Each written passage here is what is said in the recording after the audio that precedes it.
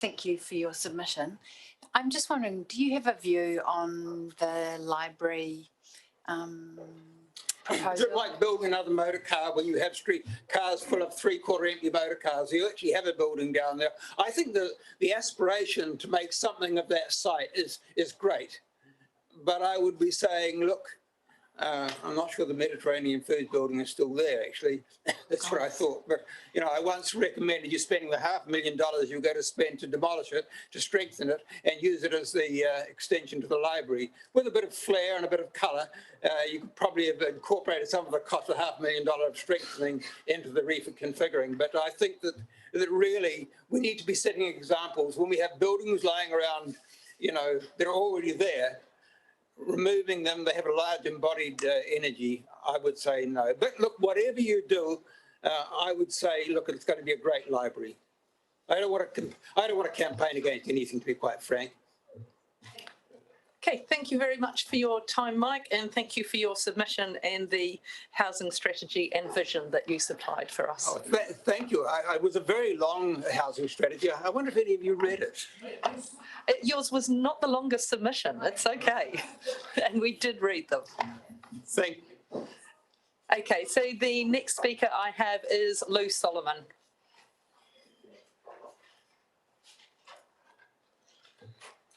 Thank you, Lou. So you have 5 minutes allocated for your time. You'll hear a bell at 3 minutes. And so feel free to use your time as suits you, and feel free to allow time for questions at the end. Thank you very much. My name's Lou Solomon. I live in Tasman at Hope, but today I speak on behalf of my daughter's estate, which owns property in Nelson. My submission, it concerns the proposal to bring the airport company and the port company in under one holding company. I'm strongly opposed to that. A executive summary is being circulated around you now. I view it as a stratagem cooked up by financial experts to offload some of the debt of both councils, in particular TDC, onto a third party and get it off their books, and to load the airport and the port companies up with debt. The exemplar for this model is Dunedin City Council, which through Dunedin City Holdings Limited ripped tens of millions of dollars out of Aurora Energy and poured it into their financial black hole, the Forsyth Bar Stadium, much to the regret of many of Dunedin City Council's ratepayers and customers of Aurora Energy across the bottom of the South Island.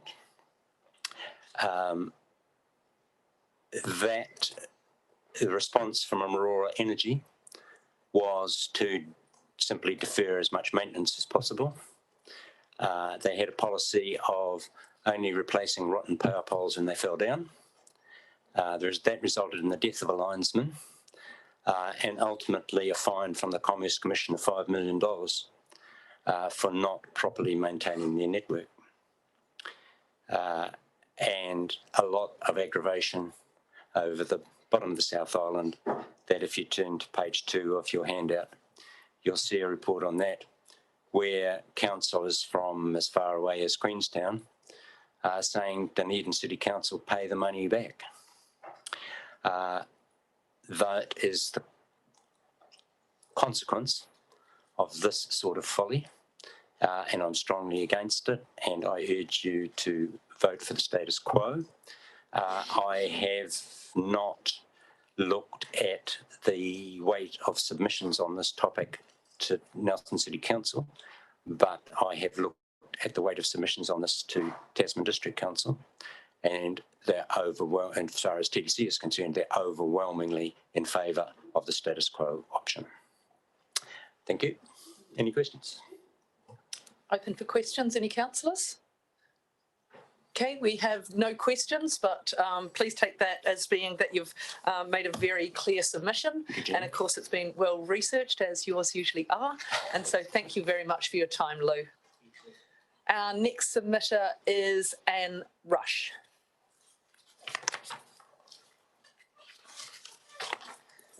Thank you, Anne. So we have read your submission. So you've got 5 minutes. Yeah. You'll hear a bell at 3 and a final one at 5, but feel free to allow time for any Sure. questions. Most of it I can take as read.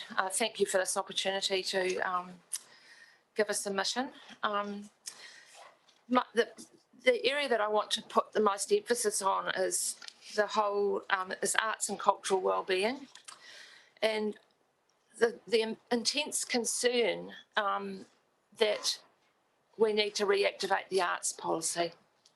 The present one dates back to the early 2000s and I believe is outdated. And I noticed that Creative New Zealand have announced a funding granting scheme for $30,000 to local government to reactivate their policy.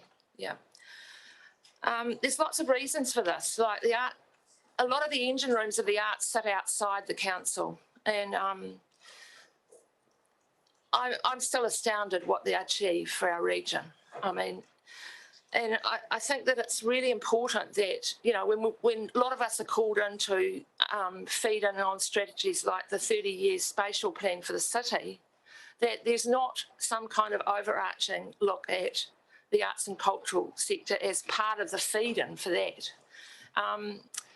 We're talking about places for people, and if you're not aware of what culture is and what the arts could contribute to the vitality of a city, I think you're missing a huge opportunity here. I think in the post-COVID environment, the arts sector has actually collaborated more greatly together, and the thing that really concerns me is that there's bucket loads of money in the Ministry of Arts and Culture for organisations like that sit around in the city to apply for. For instance, in August, stakeholders in the arts sector can apply for up to $100,000 for activities that happen in their city where it's free, where people gather. And my biggest concern is if we don't have a decent arts policy and the engine rooms in our community aren't empowered with a bit of resource, how can we all bid for such opportunities? And I think that it will all go past us if we cannot collaborate together, work in partnership. But I think fundamentally, there's an arts policy and strategy required to inform everything that could happen in the city. The other thing I wanted to speak briefly about is the library. I believe that we should try and have the best library we can. And I mentioned here, there are other sources like philanthropy. I was involved in 2 fundraising schemes for the Suter. The first one failed. When it failed, it was another decade before we could ever get to have a revitalised city. I remember sitting there with huge frustration and seeing the letters in the paper, you know, saying, oh, it's all too expensive and, you know, you can't do it and all the rest of it. But, you know, it's just amazing. There are people in this community who love the city, and I believe by collectively working together, they can help fund things. And 50% of the Suter funding for the last project came from outside Nelson City Council funds. You know, there are naming rights for some parts of it. And but the biggest deal is to sell the vision. And who's going to do that? It probably requires more than the council to do that. It requires some leaders to get together and, you know, to demonstrate that we're a smart little city and that we can do things, you know, get the vision right, and then we may be able to fund it, is my thoughts. Just one other thought. Back to the spatial plan for a city, we talk about trying to have more intensification of housing, more people living in the city. What are these people going to do? Cultural facilities provide things for people to go and sit their bums on seats. You know, if you've just noticed the holidays, what happened at the Theatre Royal recently, you've got youth theatre, capacity seating for, you know, the youth, you know, learning. It's just like a sports field. I don't know why we don't look at them as same as sports facilities. But what horrifies me, and we're looking at a 30-year plan for the spatial city and a 10-year plan for the city, there's huge debt in the Nelson NCMA that is owed to the council, and the same with the Theatre Royal. Now, those organisations cannot realise their potential with that kind of debt, and they've inherited a COVID environment where they've had no, you know, money because of it being shut. But going back, I just plea that an arts policy and strategy is developed by this council to inform the whole engine room that sits outside your organisation. And I question whether you've got enough capability within your council to, you know, I noticed Tom Ransom, who I've dealt with makeshift spaces, they had, you know, he is a half-time person. And I know there's a degree of frustration for a lot of us who work out there at how we interact and deal with the council. But that said, I'm incredibly grateful to, and I speak with my makeshift spaces hat on, you seed funded makeshift, we are now able to generate other resources. And I give one last example, the Arts Walk. You seed funded $10,000 towards that Arts Walk. We have managed to multiply that by 7-fold from other grants and donors, sponsors. So the capacity in the sector to generate other resources is huge, but we need to have vision and some capability money and know how, just have that factor where the council understands how it can enable the sector to reach its potential. You have a role, so do all of us. Thank you very much, Anne. We don't have time for questions, No, that's unfortunately, fine. as we are well over the time, but I'm sure councillors just feed questions through to staff and then we can collate them, and then if there's any questions for Anne, they can be in touch. Yeah. Thank you very much. Our next submitter is Steve Cross and Bernie Goldsmith, and they are speaking on behalf of the Nelson Residents Association. So you have 10 minutes in total for your time. You'll hear a bell at 8 minutes, but feel free to use your time as best works for you to potentially enable questions at the end. So I'll hand over to you. Thank you. Sure. So we're just going to start. I want to quote from Professor Mike Sam. He's from Otago University, and he did a study into the failures around Dunedin City Holdings and their involvement with the Forsyth Bar Stadium. So his quote says, "While the financial mechanisms were not corrupt, my research found the funding schemes effectively muted public opposition by way of being so complex and impenetrable." He highlights that along with the general public, few of Dunedin's city councillors fully understood the relationships between the council-controlled trading organisations and the city's finances.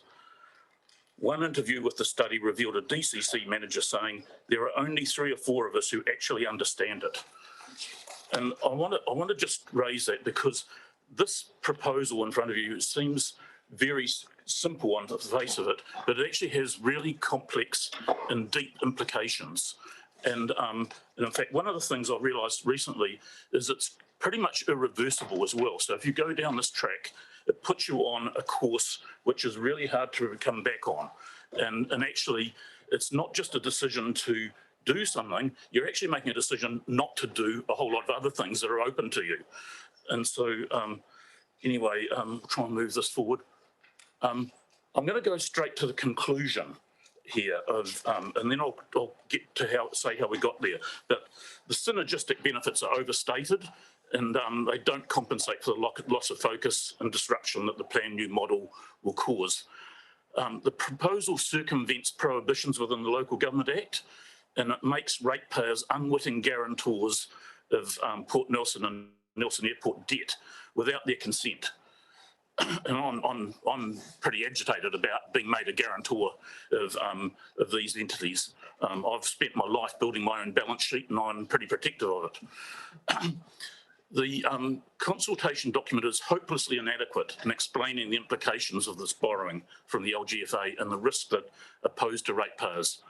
The document is naive in failing to recognise that the borrowings by the Port Company and NAL from local government financing will impact on Nelson City Council and TDC credit standing.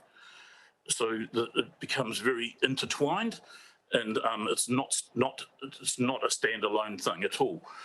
The consultation fails to identify how access to that funding removes the commercial imperative on the Port Company and the Airport Company, will fundamentally change how those businesses operate in future, and it shuts off other options for corporate restructuring. The proposal opens those companies up to asset stripping by desperate shareholders in a way that mirrors the sorry history of Dunedin City Holdings, and that's appended in my submission, that whole sorry story. The rationale for the proposed new company model is stated to be synergistic cost savings, but they're very uncertain and overstated. I'm not going to go into that because I think Andy Whitten and Kevin Ward have done some very good stuff, and they know a whole lot more about it than I ever do, and they've put some serious doubt on those proposed savings. But there's a world-leading management advisory consultancy, McKinsey & Company, some of you have probably heard of them, and they have a simple test as to whether you should centralise or not. And they say, ask 3 questions, and if you get a no to any of them, then don't centralise. And the first one is it mandated, which means do you need to do this for legal reasons? Of course, here the answer is no. Does it add significant value? And McKinsey say, look, because of the uncertainty of the savings and everything, you need to have at least a 10% uplift in profit or capitalisation. And in this case, the answer is no again. And then they say, are the risks low? Well, does it avoid risks of bureaucracy, business rigidity, reduced motivation or distraction? I think we can say a resounding no on that one, because already there's a whole lot of fur flying between Nelson Airport and Port Nelson. They're chalk and cheese, and this is a major distraction for them. So synergistic benefits are not the real reason for the proposed new model. And the real reason is access to the supposed cheap local government funding agency loans. So here's out of the consultation document, and I've highlighted what they, 2 of the benefits there, and I've particularly highlighted the one, potential for shareholders to retire debt, because I think that's what this is all about. I think this is about moving debt from TDC's balance sheet particularly onto the Port Company and the NAL. So I've already talked about the risk that's being placed on ratepayers, because the reason why local government funding agency funding is cheap is because of the high rating, and the high rating is because LGFA has security against the rates of every council ratepayer, and if you don't pay, you get your house sold up. So any form of borrowing by the from the holding company will require a form of guarantee. And the consultation document completely fails to note that those funding benefits come from putting risk on to ratepayers. So just going on a bit more, I've been in communication with Mark Butcher, who's CEO of the Local Government Funding Agency, and these quotes here in red are from an email he sent me. So just to reinforce what I've been saying, he said, LGFA will never lend without a guarantee or uncalled capital from the parent shareholders. So an uncalled capital is just another form of guarantee. He's also stated, LGFA does monitor councils on a group basis and will consider any guarantees in its credit assessment. If we are uncomfortable with a council, and that is, for example, all debt is being assumed at the subsidiary level to circumvent our financial covenants, then we could refuse to lend to the council. In other words, local government bonding routed through to the airport or the port is not independent of the parent shareholders and may affect their credit standing. So, you know, this is not some magic cure-all for these 2 entities. It actually is going to affect you as council and, of course, ratepayers. So he said also both councils are rated AA by S&P Credit Rating Agency, who also monitor their debt at both a parent and group level. So again, we're being told this is great because this debt's all going to be off balance sheet. The days of off balance sheet debt gone long ago. The credit agencies got burnt in the 80s. And they're not going to fall for this again. So, you know, you will be monitored at a group level. If these entities borrow from LGFA, that will affect your credit rating. There are other implications from accessing LGFA funding. So until now, the port and the airport have had to finance their activities off their own balance sheets. Now they want to finance their activities off my balance sheet and everyone else, every other ratepayer. There are hundreds of thousands of businesses in New Zealand that finance themselves without the benefit of council guarantees. Why can't Port Nelson and Nelson Airport do the same? And accessing LGFA financing changes the entire commercial imperative. So I take a lot of comfort in knowing that Nelson Airport and the Port Company, when they need to borrow money, they've got to go to banks and they've got to go through the hoops. And that to me is a great check and balance. It's a bit different when you go to LGFA, where they actually aren't all that fussed about, because they've got great security, they don't really go into a whole lot of detail. So it's a great discipline, and by accessing LGFA funding, you become a lot more entwined. I'm going to quickly go through this. I want to note that this whole arrangement is a way of circumventing a prohibition on guarantees. So section 62, it's pretty clear there. A local authority must not give any guarantee, indemnity or security in respect of the performance of any obligation by a council-controlled trading organisation. Creation of the holding company situation, and I've gone through detail here, but it's, again, this is part of the complexity, and it gets really complex. But this is circumvention of a clear prohibition in the LGA. And I raise questions about whether that's, I think that's unethical. I think that citizens look to this council for leadership and moral leadership, and we don't expect you to engage in sharp practices, creative accounting, non-transparent deals, or game the system, and that is what this is about. And I say this proposal mirrors practices employed by companies such as Enron, leading up to the GFC, and this is blatantly against the intent of the LGA. And I note that the LGFA has not yet lent to any CCO in the country. Again, the potential for asset stripping, I don't need to go into that. I think it's a desperate act by a desperate shareholder. Go and read the Larson report into Dunedin City Holdings if you want to see what happens when you open the door for this. It's been argued that we already guarantee those two companies because we'd never allow them to fail. I think that's really fallacious, because I think there's a big difference between having to bail out a subsidiary and choosing to. And I note on this one that these assets can't be moved. They're going to be around. Even if the companies fail, the port can't go away, the airport can't go away. And it's a bit like Stockton Coal Mine when Solid Energy failed and John Key allowed it to fail. It's still there, it's still employing people, it's still producing coal, it's just under a different ownership. There's nothing magic about council ownership of the port or the airport company. They can survive and they will be there. So bailing out, we don't have to bail them out if they get into trouble. And I just note that the company model will be very difficult to reverse and limits options. And I'll note what's happening to other port companies. So Port Taranaki had a partial sell down. Port Napier, Port Taranaki is considering it. You go down this route, you don't allow yourself that. But more importantly, you don't allow strategic alliances. And Prime Port Timaru is a good example where it was on the ground, you know, basically until it joined forces with Port of Tauranga and Fonterra. It's very successful now.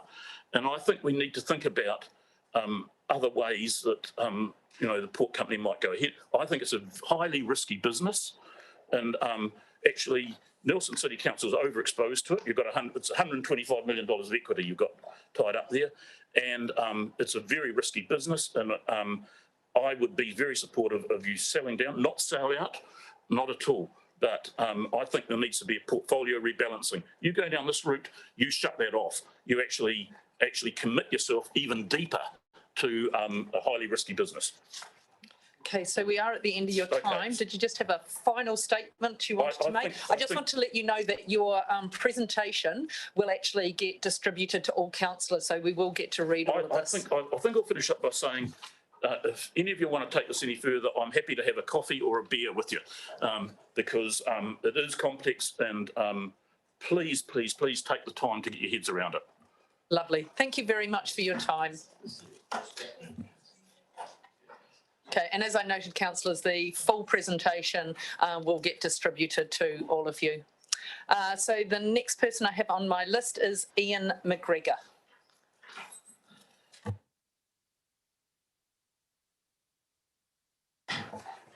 Thank you, Mr. McGregor. Just feel free to come forward and have a seat. As you may have heard, you have 5 minutes for your time, and you'll hear a bell at the end of 3 and then another 1, 2 bells at the end of 5, but feel free to leave room for questions if you like. I'll leave it up to you. And you just press the button in front of you for your microphone just when you're ready.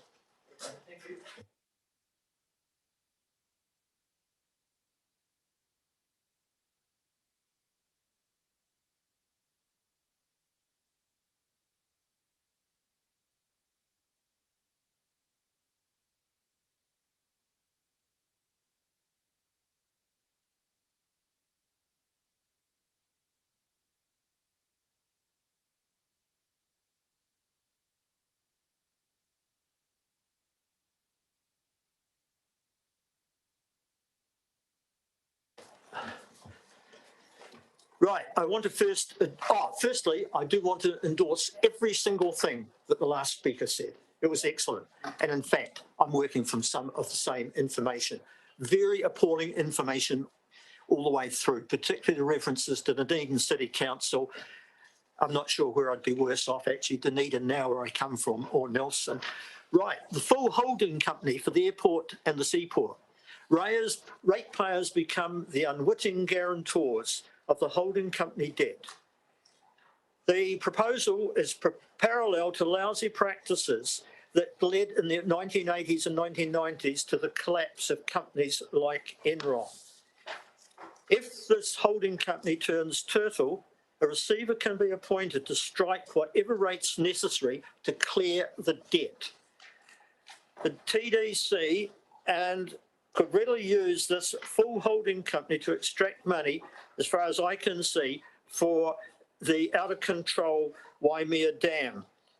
The NCC must dump the dam totally. I heard a harbour master talk very recently for an hour just on the operations of the harbour port, and I could see in the whole 1 hour not a single synergy between those operations and the airport. And when I go through some of the documentation that's available for the proposal, I can say rubbish, rubbish, rubbish all the way through. If I had more time, I'd explain that. Right, now we do go to this article from Stuff. Councils risk credit rating downgrades if they do not spend enough on infrastructure. S&P says, Standard & Poor's says. What they appear to be looking at, in my explanation, would be the liability that exists on existing councils, and they may have to downgrade their credit rating if councils' debt load gets too great. In other words, you're going to pay more for borrowing money. Now, there's the Nelson Mail article. It's about the library. It's very interesting to go to the back of that and have a look at the comments which people have written in and then summarise them. My summary of this is that 4 out of the 10 commentators had adversely commented on the 44 million Sunset project that is coming up. Now, they've compared that to the $5 million required for critical sewerage works. And the way I read it is, some people have been told that this council doesn't have $5 million to spend on critical sewerage.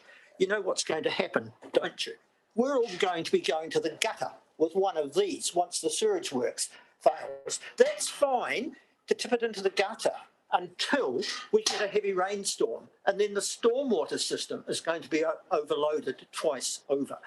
Now, there's nothing new in this, because my understanding from several years ago in the Nelson Residents Association is that there is a report out, been out for some years, saying Nelson's infrastructure is fragile. And I believe that that is the word the report uses, fragile. But what are we doing? We're going to spend $44 million on a sunset project. Ridiculous. Right. The photograph of a waste of money. A simple thing, sealing in the street where I live, the resealing was unnecessary. All right, and I can go through reasons with anybody who wants it. Now, in the middle is a wet spot. There are quite a lot of those in Panorama Drive. I actually wrote to the council about a very bad one, and thank you, they fixed it. It's a big job. You've got to trench and drain the water away. But this is resealing before they have done necessary work to stop further deterioration of the road. A typical example around here in Tasman District Council is the planting that's going on. My assessment of that is the plants are 2 to 3 times closer than necessary. It's 2 to 3 times as many plants and 2 to 3 times as much labour to put them in. I have tramped a lot in native bush, and I've never seen native plants that close. There's a far worse problem than this. Look at the closeness of the planting to the path, and this is in Bulwell Reserve. That is a security or safety bad feature about it. All anybody has to do when the plants grow up is hide behind them and dash up, assault somebody, steal money, or whatever. I did teach a new subject which I started at Massey University. It was called landscape engineering, and that's a simple example of some of the things that I covered in that subject. Now, there's bigger screw-ups. Stokes Centre, another financial screw-up.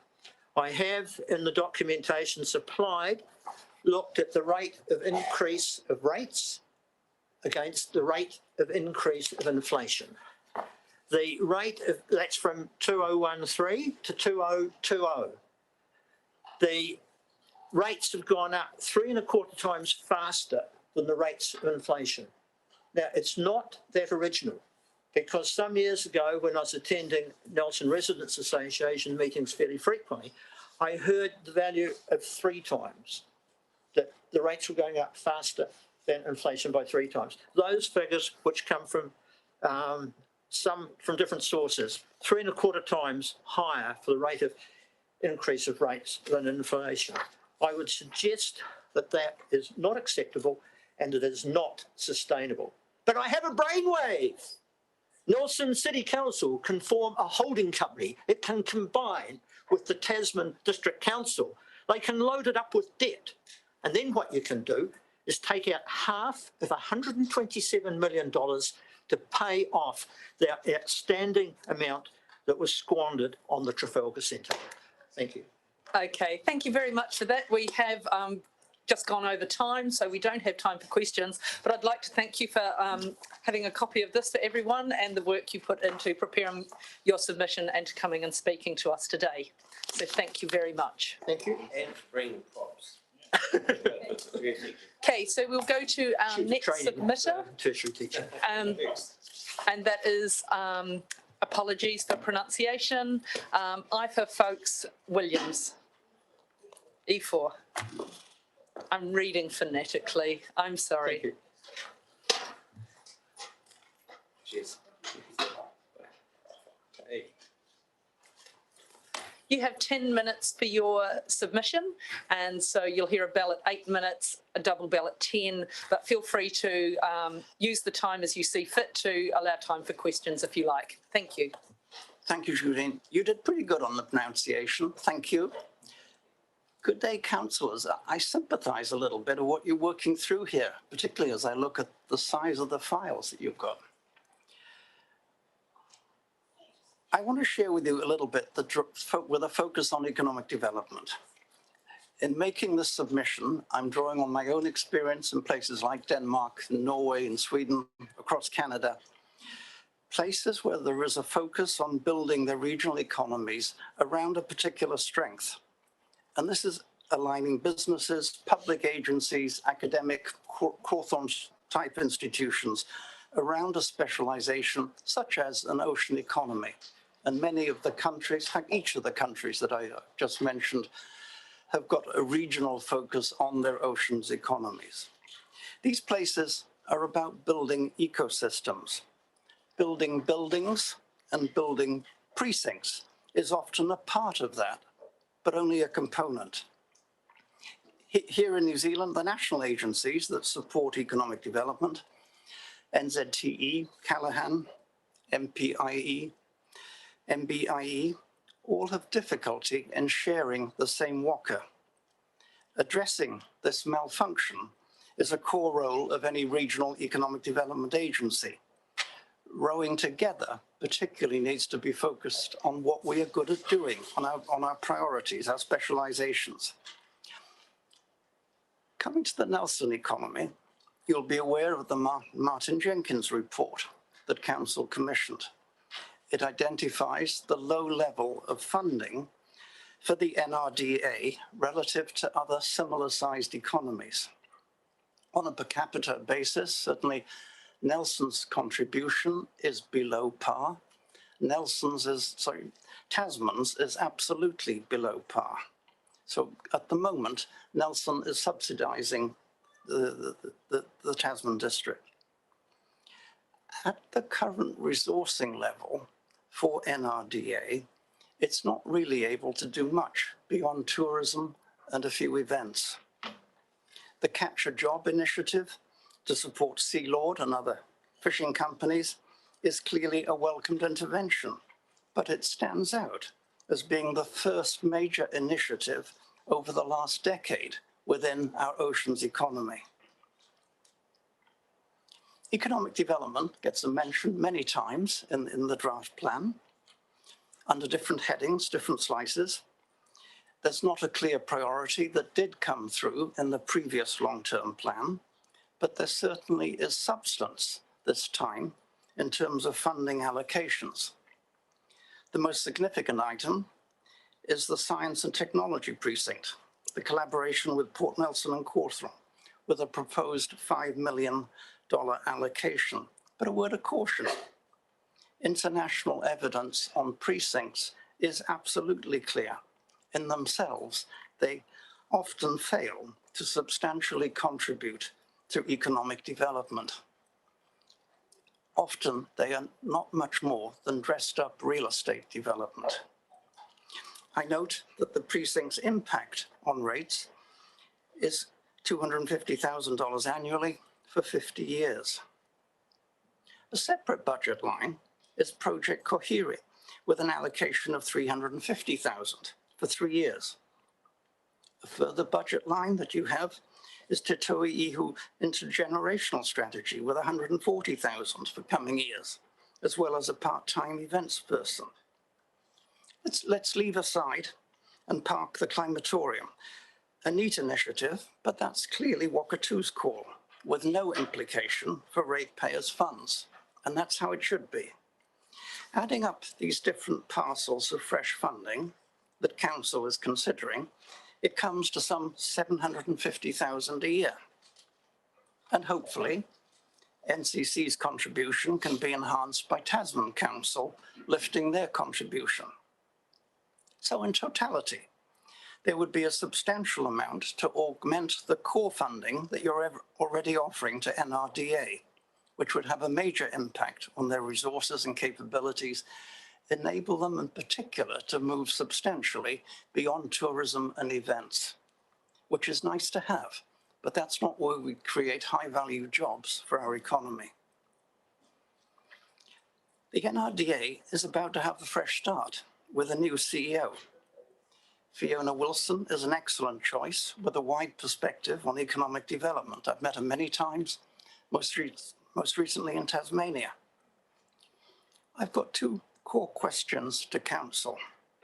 Firstly, will NCC continue to predetermine NRDA's priorities by offering pockets of funding tied to specific projects?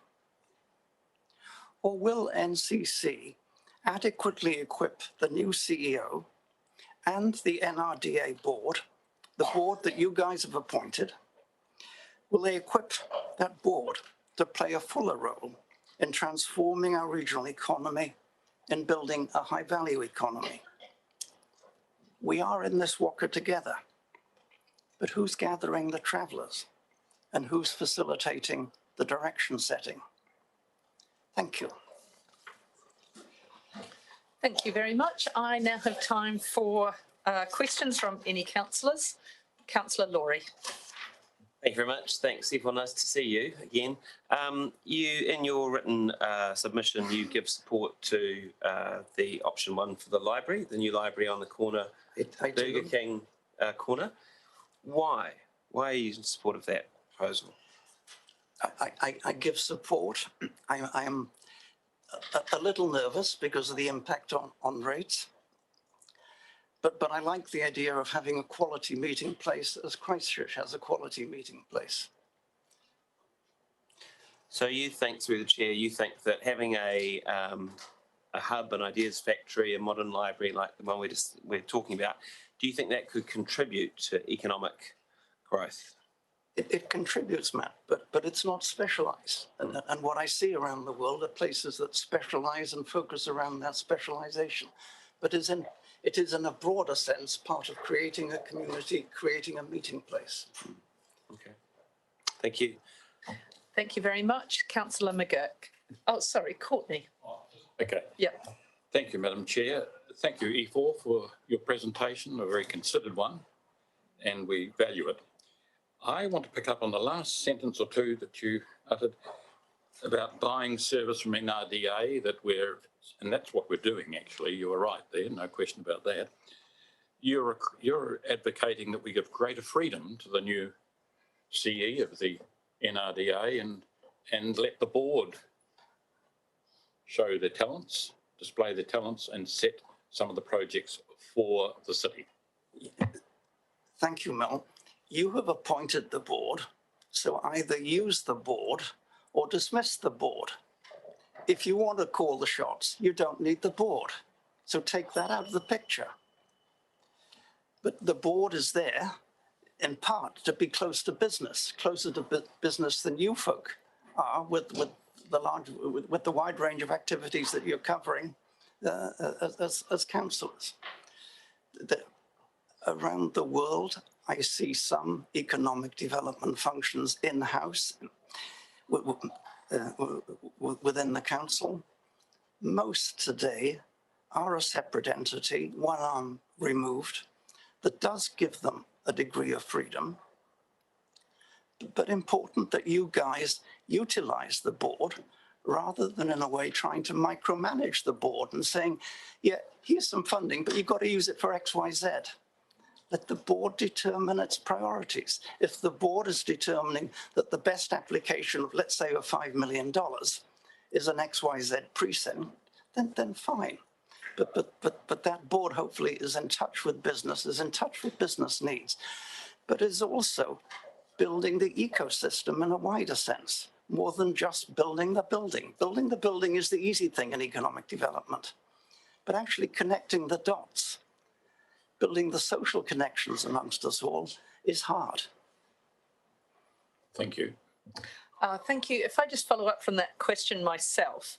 So if NCC was to have that, that approach of going, right, we've appointed the board, go for it, quite a decent proportion of the NRDA funding is, I guess, specified service delivery contracts. So be it from the Provincial Growth Fund or TDC, for example.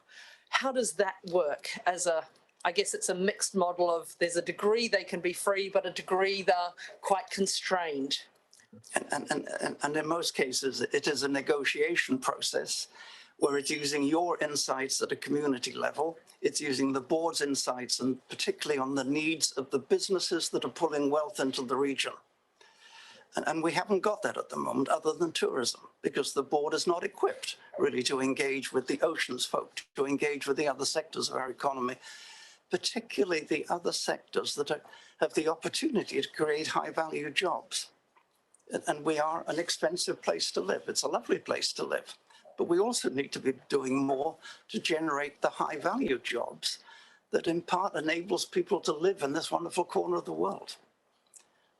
And tourism is not going to deliver that, and nor are the occasional events.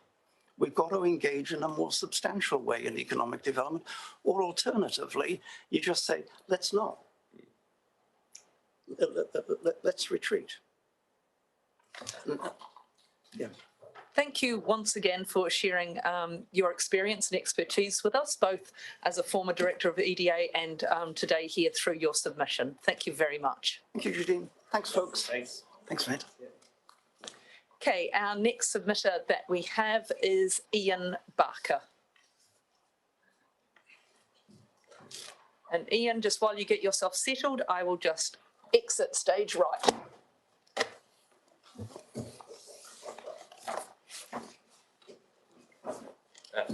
Good day, Matt. How are you? Oh, thank you.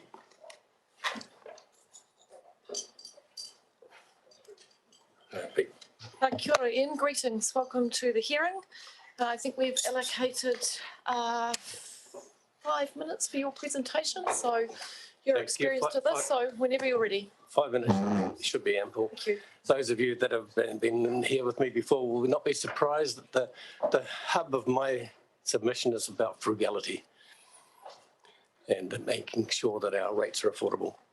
So let's start off with transport. Our buses are not being used. The behavioural change to get people out of cars is not happening. The cost of subsidising a failing objective is not acceptable to me. There is too much procrastination in progressing the Nelson Future Access Project. Even if internal combustion engines are phased out, electricity or hydrogen-powered vehicles will still need roads. Please do something about the congestion, as the population, in my view, is getting increasingly frustrated with the present roading network. The cycle system in St Vincent Street, which was installed by staff without political approval, is dangerous. So too is the Neurotai Street installation. Bike stands take up vehicle parking spaces should be user-funded. Please introduce bike parking charges. As a councillor, I was assured that the underpass of Bishopdale was not to be ratepayer funded. Astoundingly, it is going to be. The Maitai flood protection planned expenditure of $9.8 million should be delayed until at least 2029 to better assess climatic change. Investigations and designs should also be delayed. Solid waste, a 20% increase to $204 a tonne on top of several years of continually increasing costs has to be indirectly borne by citizens through their purchase of rubbish collection. It is unacceptable to me that this is occurring to fund a feel-good recycling exercise through the local disposal levy that actually recycles very little. On top of this burden, ratepayers have to fund the collection of fly-tipped rubbish dumped because of the burdensome costs, and it is happening. I see no encouragement for citizens to do home composting and home food production. The expenditure of $13.3 million on a curbside kitchen waste system is unnecessary, wasteful pie-in-the-sky stuff. Climate change emergency. Computer models, sea level predictions have clearly been wrong in Nelson. What is certain is that there will be an alpine fault event, and this is a real risk to Nelson. This needs to be addressed in the LTP, and I don't think we need a climatorium. In 2002, I recall telling my fellow councillors that the risk of a pandemic was much greater than the risk of the sea level rise. The next 19 years have proved me right. Expenditure on climate change matters should be drastically reduced. Social. During Mayor Marshall's term, I was the sole councillor who voted against the Maori ward proposal, which was subsequently resoundingly rejected by the community. I still believe that the council should stand by the human rights democratic principles of equal opportunities for all, and that only those elected by citizens should decide on expenditure of the taxes rated from them by council. I continue to oppose an appointed Maori ward. The library. The current El Materna Library was resoundingly welcomed way back when it was built. I had a lot to do with getting that site. And its project design achieved awards for environmental features of the design. I am commonly advised by many users of the library that it still meets the needs and doesn't need to be redone. One of the options we considered then was prior to the Alma Turner decision was a partnership library with the Polytechnic. This option still has merit today. I see no real need that the library has to be near the river. Parks and Recreation, congratulations on the final completion of the dog exercise park. Look, you know I love going there. Science and Technology Precinct, this should be a great asset. Debt and rates. There are very many very woke activities being planned involving significant staff employment and overheads. There is scope for considerable savings in all activities that I am submitting on. My greatest concern is that citizens are being expected to meet annual increases of rates of over 5%.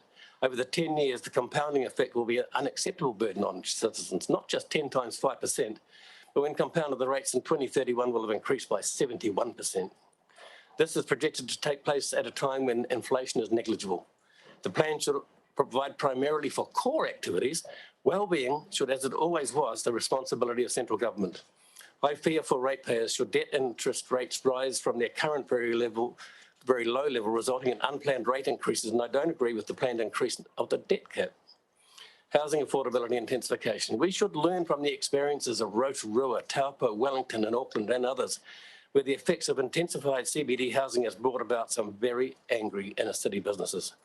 Port and airport companies, the two companies provide distinctly different services, and my inclination is that they will be better managed separately. I have read the submission from Mr. Steve Cross and urge that very careful consideration is taken of all the points raised by him. Finally, the overhead projection, the RSA, the images on the overhead screen are of toilets in Cookstown in Australia. I brought these to council over 2 years ago because the RSA felt that the Anzac Park toilets could be very tastefully and thoughtfully enhanced by a similar beautification. On checking recently if there were any plans for action, I learned that the photographs and booklet had been lost. Nelson RSA would like to see a similar paint job done down at Anzac Park. And it would be appreciated if a council could also ensure, maybe next year, that poppies are in bloom on Anzac Day and that the flagpole which failed at the Dawn Parade is fixed. So thank you very much, Mayor Rachel. Thank you, Ian. Thank you very much. Let's see if there are any questions. Councillor Laurie. Thank you, Mayor. Thanks, Ian. Good to see you here again. It's like you never left. Really? Yeah. You mentioned the dog park in Marsden Valley, which is something you championed for many years on council, and which I think we all get regular, good, positive feedback about. Yep. I'm not aware of it having a name, and I was wondering how you would feel, given that you championed the dog park, about us perhaps calling it Barker Park. I'd say yes. Say yes. Mayor, I think we need to explore this opportunity. I think that name may have already been discussed, Councillor Laurie. I brought it up ages ago. And Ian's keen. So how about it? Yeah. I have no problem with it. Thank you, Ian. Thank you very much for coming on. There's no further questions. Comprehensive submission. Thank you very much. All the best. Thanks. Thank you. Be frugal. We will. We'll do our best. Thank you very much. Next presentation, the submission is from Francis Day, speaking for Craig Mills and it's the Marsden Funeral Services submission. Good afternoon, kia ora, Francis. Welcome to the hearing. Afternoon. We've read your submission, so an opportunity to highlight any key points. We've read your submission, so an opportunity to highlight any key points or to provide any additional information. I just want to speak to the proposal of the cemeteries. Thank you. Thank you. I don't know if most of you know, but I've had 56 years in practice in this city and the community, and the family have been here for well over 80 odd years. So I'm going to take you back just a step before I move into this.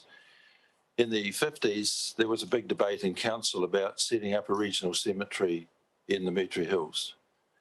And that particular cemetery was the forerunner to Marsden Cemetery.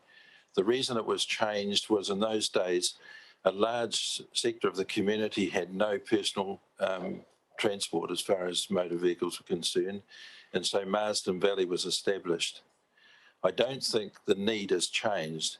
When you look at Nelson and the TDC, the growth in the areas, and that's particularly grown in that area, the stress that's on the cemeteries in all those areas, a regional cemetery is the only logical choice.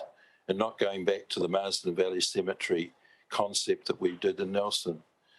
And the reason I say that is Nelson City has a woeful record of looking after their cemeteries. Very woeful record. If you go to the TDC, they leave you for dead. And that's metaphor, but it's true.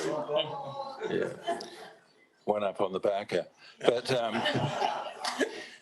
it's important that you take a deep look at what council really do. I found out just the other day from staff, $5,000 is allocated for your maintenance of your cemeteries at Walk of Walk, Hyra, Stoke, at Seaview at Stoke, and the other small cemeteries around. That's the total you put out on your budget. You should be ashamed of yourselves, really. No wonder we've got what we've got. And so I think the way a city looks after its cemeteries is the way it's judged. Go to the TDC and they're immaculate. Even the trust cemeteries out there leave you wanting. And so I think it's important that you look at the budget when you're looking at this, at the ongoing budget and the way in which the cemetery is set up and managed. When they set up Marsden Valley Cemetery, they went to a new concept against our advice. The concept of Marsden Valley was a lawn cemetery. You see some of them in America, which huge cost to maintain. What we've ended up with, and the pressure, and you put the photograph here in your booklet of the RSA, which has finally forced beams to be put in at the Marsden Cemetery. The cemetery at Marsden Valley is going to be very high maintenance, always will be. Machinery, heavy machinery moving over headstones and plaques and desecrating graves is normal instead of proper management of caring for the cemetery as they do in the TDC. And so I think in all your planning for that cemetery as a council, you've got to be well aware that to go with the approved and tried way in which you can manage a cemetery with the beams and so that they can be maintained. So it's very important that you look at that. The regional cemeteries are proposed to either be in Military Hills or in the Wakefield areas. Both areas are fine and they're both areas that would be acceptable. And why those areas were suggested originally was because the one thing you've got to realise, it's a compulsory for councils to have a cemetery. Crematoriums, it's not. They're voluntary. So a crematorium is compulsory to, a cemetery is compulsory for a council to provide one. And so it's important that you realise they are provided in that way for health measures, and that the grounds and areas around them have got to make sure that you control drainage and you control other things for the cemetery that don't get into waterways. And that's why that area out there is suitable, because you've got no major waterways in which discharges will go into it. So that's an important thing for you to remember and focusing. That's why I say. As to access, Macra Cemetery was built in and was developed in Wellington. That's quite a distance out, which would be similar to us, although we would have a big population in the Tasman district around it. And what they do there is they put a bus on once a week to go from the town to the cemetery, and which is well patronised. And so it's a way that they can create a valued closeness of the community by doing that. So it's not these days insurmountable to move the cemetery that distance. So that's one of the areas that I think is great concern to the city. I think that you plan it well and plan it properly, and I'd certainly speak very strongly against looking at your third alternative was something out in the Walk of Walk area. And if you look at the Walk of Walk Cemetery and how you've managed to maintain that, I think you take another good look and say, well, it would be difficult to sort of set up a cemetery in that terrain and make it work to the standard it's got to be to maintain it. And I want to go back to one thing. When Marsden Valley Cemetery was started, there was a council move that the plot fee, 50% of the plot fee would be put aside for maintenance in a trust. It was found some years later that the council wasn't entitled to hold a trust financially for this purpose. So that was taken into the general rates. If you think about it, today there would be a substantial fund available on the plot fees that would have catered for the maintenance of the cemeteries. Having taken that into general rates, you have an obligation to make sure that those fees are supporting the maintenance of cemeteries. A few years ago, and Council Mayor Rachel, you were aware I was here and spoke to you, about you raised the price of plots to increase cremation and decrease cremation, which was running at a loss, to try and decrease the use of cemeteries, which I thought was a moral obligation to provide for people in the community of their choice. But you chose to go that direction, which I thought reflected on council. And it alarms me to think that you've gone down that track again, doubling the fees or 23%, and you've only gone by the CPI, which you agreed to do from that day on when you passed that motion for the CPI for cremation fees. And I'll be speaking to that next week when we have a meeting. What alarms me is we'll be speaking only to staff. You as councillors need to be present, or some chair of that council, to hear what we've got to say. Because I think you've gone down this path to just increase the fees. What's the philosophy behind it? If it's to maintain cemeteries, you've already had that money coming in through that plot fee, and you've failed to do the job. And so you need to have a serious look at what you're doing. I haven't spoken publicly yet about it. I've held back on it, hoping I can settle this amicably with council. But I won't hold back after the next meeting if I can't see any clear way of an understanding what you're really trying to do this community. People struggle at the end of life because of rest homes and that. They haven't got the money to provide these things, so you're forcing them to do something they don't want to do. Is that how we live our lives in this community? Council tell us how to run our lives? Because that's what you're doing. So it's serious that you look at it properly. I think just to say it's 23% across the board, how can you justify it?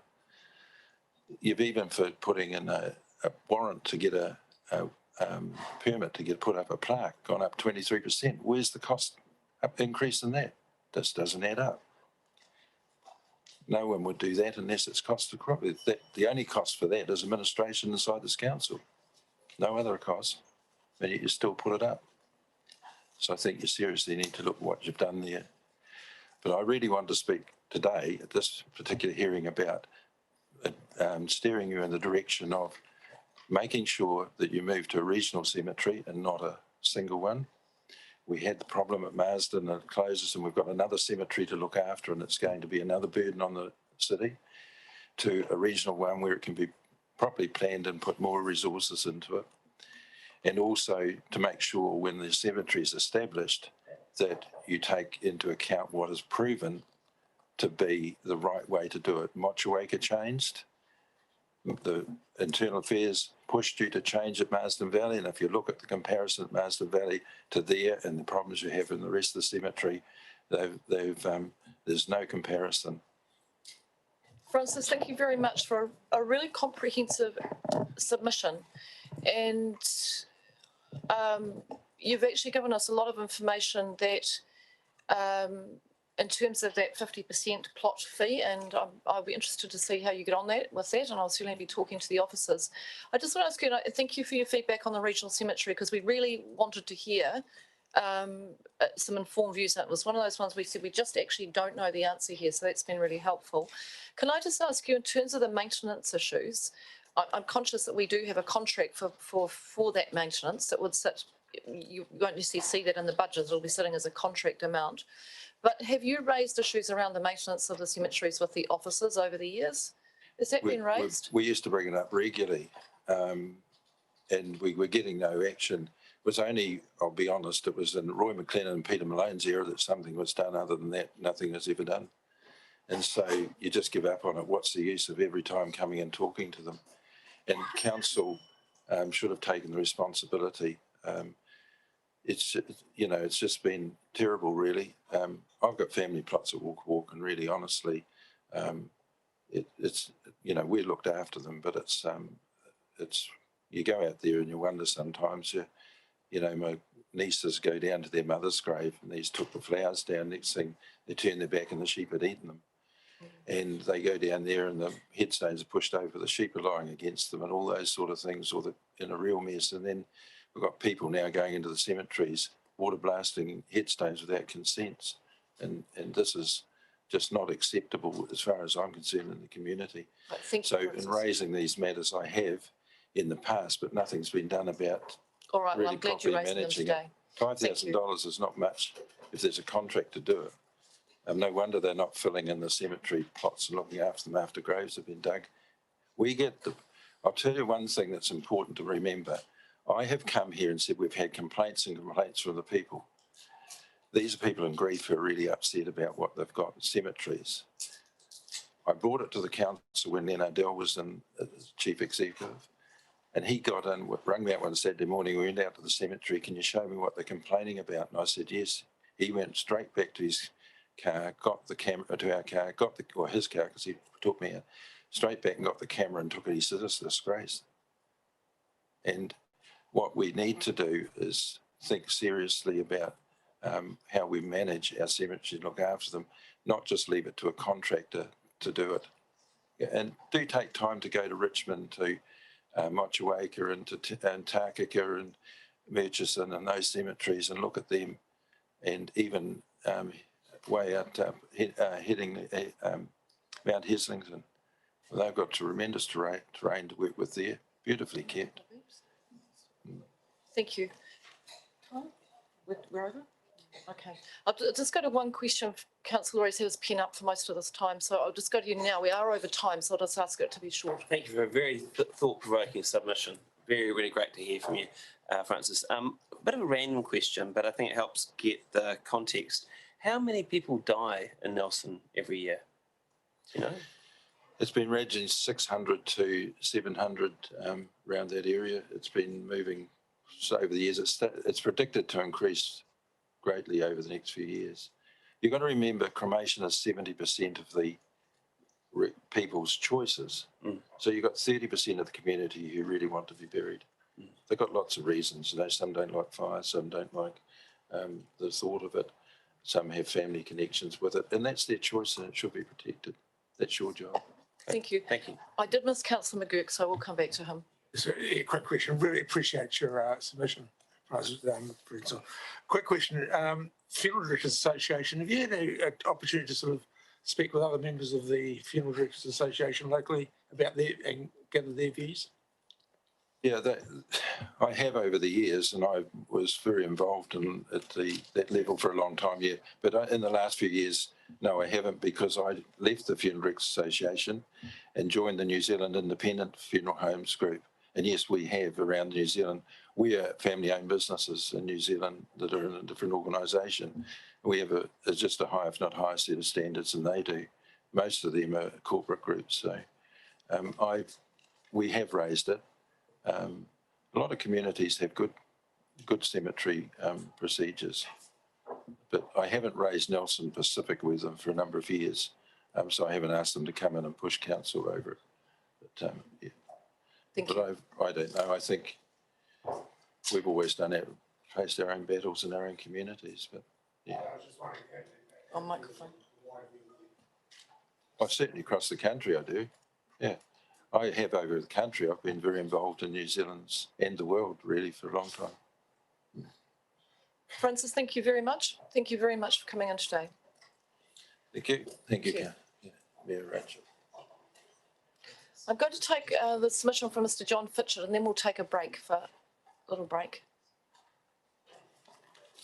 Kia ora, John. Welcome to the meeting. Thank you, Madam Mayor and councillors. My submission is on page 573. It'll appear on the face of it that it's just quickly drafted rather than having spent hours as some people do. The nub of my submission is the council can only afford to do so much. And it said in the plan somewhere, or several places, it said the proposed rates increase allow us to provide the service you have told us are important to you. Well, I accept that lots of people have asked you to spend money, but like any family, a family has to budget, and if it can't afford it, it has to say no. And that's what the council appears unwilling to do. I use the word the council has to cut its cloth appropriately. If you want to spend the money, by all means do it, but put the rates up. I'm 74. A lot of, oh no, not so many nowadays, but a lot of you also start with a 6 or 7. And it should be us who are paying for what we do, rather than us just putting the problem off for our children or grandchildren. So that's the nub of really what I want to say. My brother, Chris Fitchett, who many of you will know, has made a separate submission, and I support that wholly, where he condemns, I will use the word, the borrowing from the emergency fund. Now, the emergency fund, the best I can find from inquiry, is borrowed money. So you're borrowing money and then you're borrowing it from it, and you tell everyone that, oh yes, well, that will mean that we can keep our rate demand or rate percentage increase for the next few years down to what is perceived to be a reasonable level. And then everything will come right at the end of the 2020s and things will be cheaper. I would challenge council to show one and even one occasion in the past where those future forecasts about reduced increases have come true. What, of course, always happens is, yes, the forecast is made, but then new projects are put on the list. And I hope you can call my bluff and show me one occasion in the past where the rates have, in fact, not gone up just as planned 10 years before.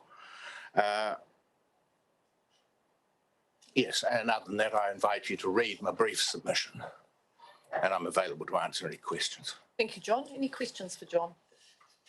Quite a clear submission. Very clear. Thank you, John. No, it's very clear. Oh, thank you very much. All right, thank you. All right, we're going to now take a brief break for till 10 past perhaps. Will that work all right? It will give you just a 15-minute break. Would that be all right? Okay, thank you.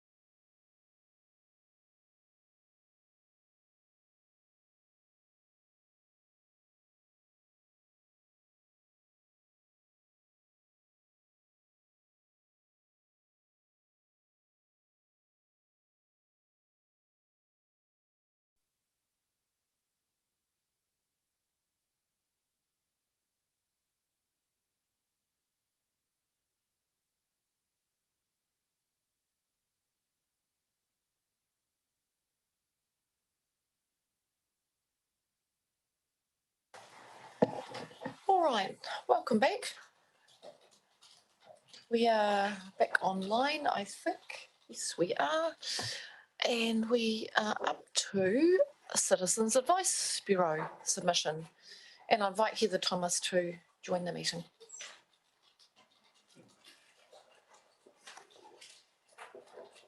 Kia ora, Heather, welcome.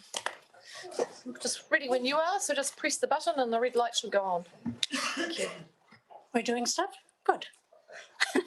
Well, I know that you've all read our written submission explaining the library and CAB are both community resources and knowledge repositories, and we believe that they should exist together. And we want you to consider this possibility when planning any of the new library developments, not just the big one that's got the publicity. Just as you're already in the plan said that you're working with genealogical groups to create archive and research space. Every day our service, our CAB service, contributes to your aim of making Nelson a smart little city. Your vision statement lists 8 outcomes. Did you know that your local CAB contributes directly to 6 of them? You want Nelson to be a healthy, safe, inclusive, resilient community where people have access to social, educational, recreational facilities and activities, and a place where we can explore heritage and identity, celebrate creativity and be supported by an innovative and sustainable economy. Now that sounds just like another day at the office for CAB. You see, every day people ask us, how do I go about? Where is? Can my boss? Where can I find? Who's responsible for? Now you might wonder who are the people that are asking these questions. And of course we do keep all those notes and we're happy to share those with you. But it might surprise you to know that our biggest number of client queries are in their 30s. There is an assumption that it's old people. The next biggest client number is in their 40s. So I just thought you might be interested to know that. And I was going to share a few questions that we have because I thought you mightn't know that either. Now, a student had a part-time job that he loved. It was an informal arrangement with no employment agreement, and he'd never missed a day in 3 years. When the lad asked for a Saturday morning off to sit an exam, his employer said he must make a choice, work or study. When he said he really needed to sit the exam, he was fired on the spot. And he wanted to know, could his boss do that? An immigrant was starting an import business and wanted to understand New Zealand's legal requirements. He looked at government websites, but was a bit confused by the variety of information and had difficulty with some of the legal language in formal English. So we helped him with that. Work and Income sent one of their clients to us. She was applying for a job seeker benefit, but didn't have a computer or the ability to fill out online forms. She was told she also needed to set up a My MSD account, and they told her they didn't have time to help her do that. And we would, and we did. A new immigrant called in desperation because her 2 adult children had lost their jobs due to COVID and moved back home because they couldn't pay the rent. Now, she wanted to help her children, but was already struggling financially and wanted to know what she could do. A client was advised he was due a tax refund, but had some questions about it. He didn't have a MyIR account because he didn't have an email address. To complicate matters, he had a speech defect, which made getting help over the phone difficult because the phone robot didn't understand what he was asking. And he came to say, well, what could he do? And I thought it might amuse you to know that we had a 95-year-old with poor eyesight who called us to see if we could tell her the contact details of a reporter whose name she couldn't remember. And we did. Our volunteers are an amazing bunch of people who care about the people in our community and often go way beyond what's expected. Now, I know that you all are very good at history and you know that we had the first library in New Zealand. As well as housing books, it was home to multi-focused scientific, literary and philosophical institute, a museum, and had space to meet and take classes. This year, CAB celebrates 50 years of service in New Zealand, and we have over 80 sites throughout the country. 12 of these already share library space. However, locating a CAB in an existing space requires compromises for both groups.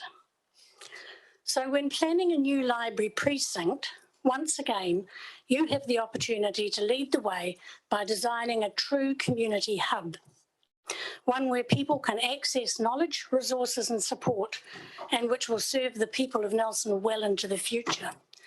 And I think that, although I've got 10 minutes, we're really open to questions because we deal with questions all day long. So fire some questions, I've got backup crew. Thank you, Heather. Thank you. Councillor Ika first. Thank you. Thank you very much, Heather. Look, you already answered a lot of my questions through that written submission, so it was really great to hear some of those examples. Just what sort of space would you require? And what degree of confidentiality can there be? A library is a very public space. We would need private premises, and that's why I said compromises both sides if you go into an existing space. Obviously, we would negotiate anything, but we would need somewhere for our manager, somewhere for us to deal with clients, and a privacy area. So, you know, that is basically at least 3 spaces, one of them being confidential space. Thank you. Thank you. Councillor Sampson. Thank you, Madam Mayor. Kia ora, Heather, thanks very much for that. I do remember you presenting at Community and Whānau meeting a few years ago, I think before I was a councillor, and I was really impressed with the work you do, so thank you. And I have also advocated for this kind of community space for, you know, to be considered in any library development. And I'm just wondering whether there are any other organisations you can think of that would benefit from co-location, maybe with yourselves in a library development? Not something that I have given particular thought to, because obviously I'm very keen for the CAB to get in there. And if the space less, by all means, have somebody else in there too. Genealogy and history and archives would seem a good fit because that also is knowledge and supporting people to do those. So that's 2 that I can think of. But I mean, everything needs thought and consideration, negotiation and planning. Yeah, so you haven't spoken with Volunteer Nelson about it at all? And I thought, no, because they're a different group. Okay. Yeah. Okay, thanks very much, Heather. Welcome. All right, any other questions for Heather? Oh, Councillor Courtney. Thank you, Mayor Rachel. Thank you, Heather, for your submission. I won't make any reference. No, I won't. I mustn't. I rushed over because I saw you waving, and I get over there and she said, no, I was waving to the other gentleman over here. So I said I would show you up and I would mention it. And Thank you, Mel. I promise for that. It's good to know you're dependable. Yes. And I won't ask you now why you rang me at 8:30 on Sunday morning that I didn't respond. These people don't want to know. No, okay, fine. Now we'll get down to serious business. I'm sorry, Madam Mayor, for going off topic there, but I really want to know, do people really know where you are? No. No. Okay, that's a good answer. And statistically, I can say mostly throughout New Zealand, it's more walk-ins than phone, email, etc. Yeah. In Nelson, it's exactly the opposite. So there's a lot more capacity there, you think? You're just skimming the surface. Absolutely, because people often don't think of us because they're not walking by. Because often people will go, oh, I could pop in because I'm in town, or you know, oh yes, I could ask them. Whereas we're not in the popping by area, really. Thank you. Councillor Noonan. Thank you, Madam Mayor. Heather, tell us when they started in Nelson, please. 1980, it was a community initiative. Do you have that number? I don't do numbers well. 84? Thank you. Councillor Brand. Thank you. Quick question. I know the model in Christchurch when the cab was based at the Hornby Library was quite a success. Are there other models throughout New Zealand where it's shown that the cab being placed in the libraries? Yes, And do you want to just share where they are? quite a number in Auckland, because quite a number of our bureau are in Auckland, because quite a number of New Zealanders are in Auckland.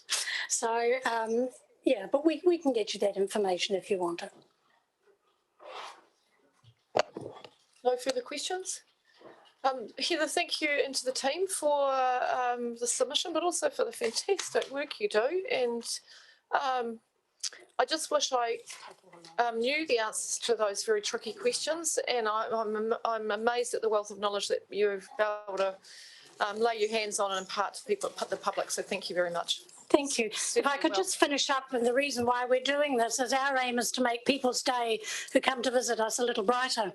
So we know that you are going to have some quite good debate on the submissions, and we reckon you'll probably have a few moments during those.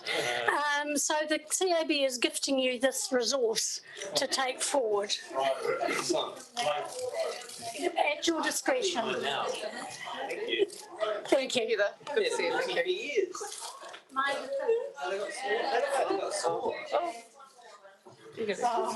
All right, now I'm just checking. We're just got people in Portugal. Yes. All right, I'm just going to take a little brief adjournment just to get, and then I will be back to continue the meeting.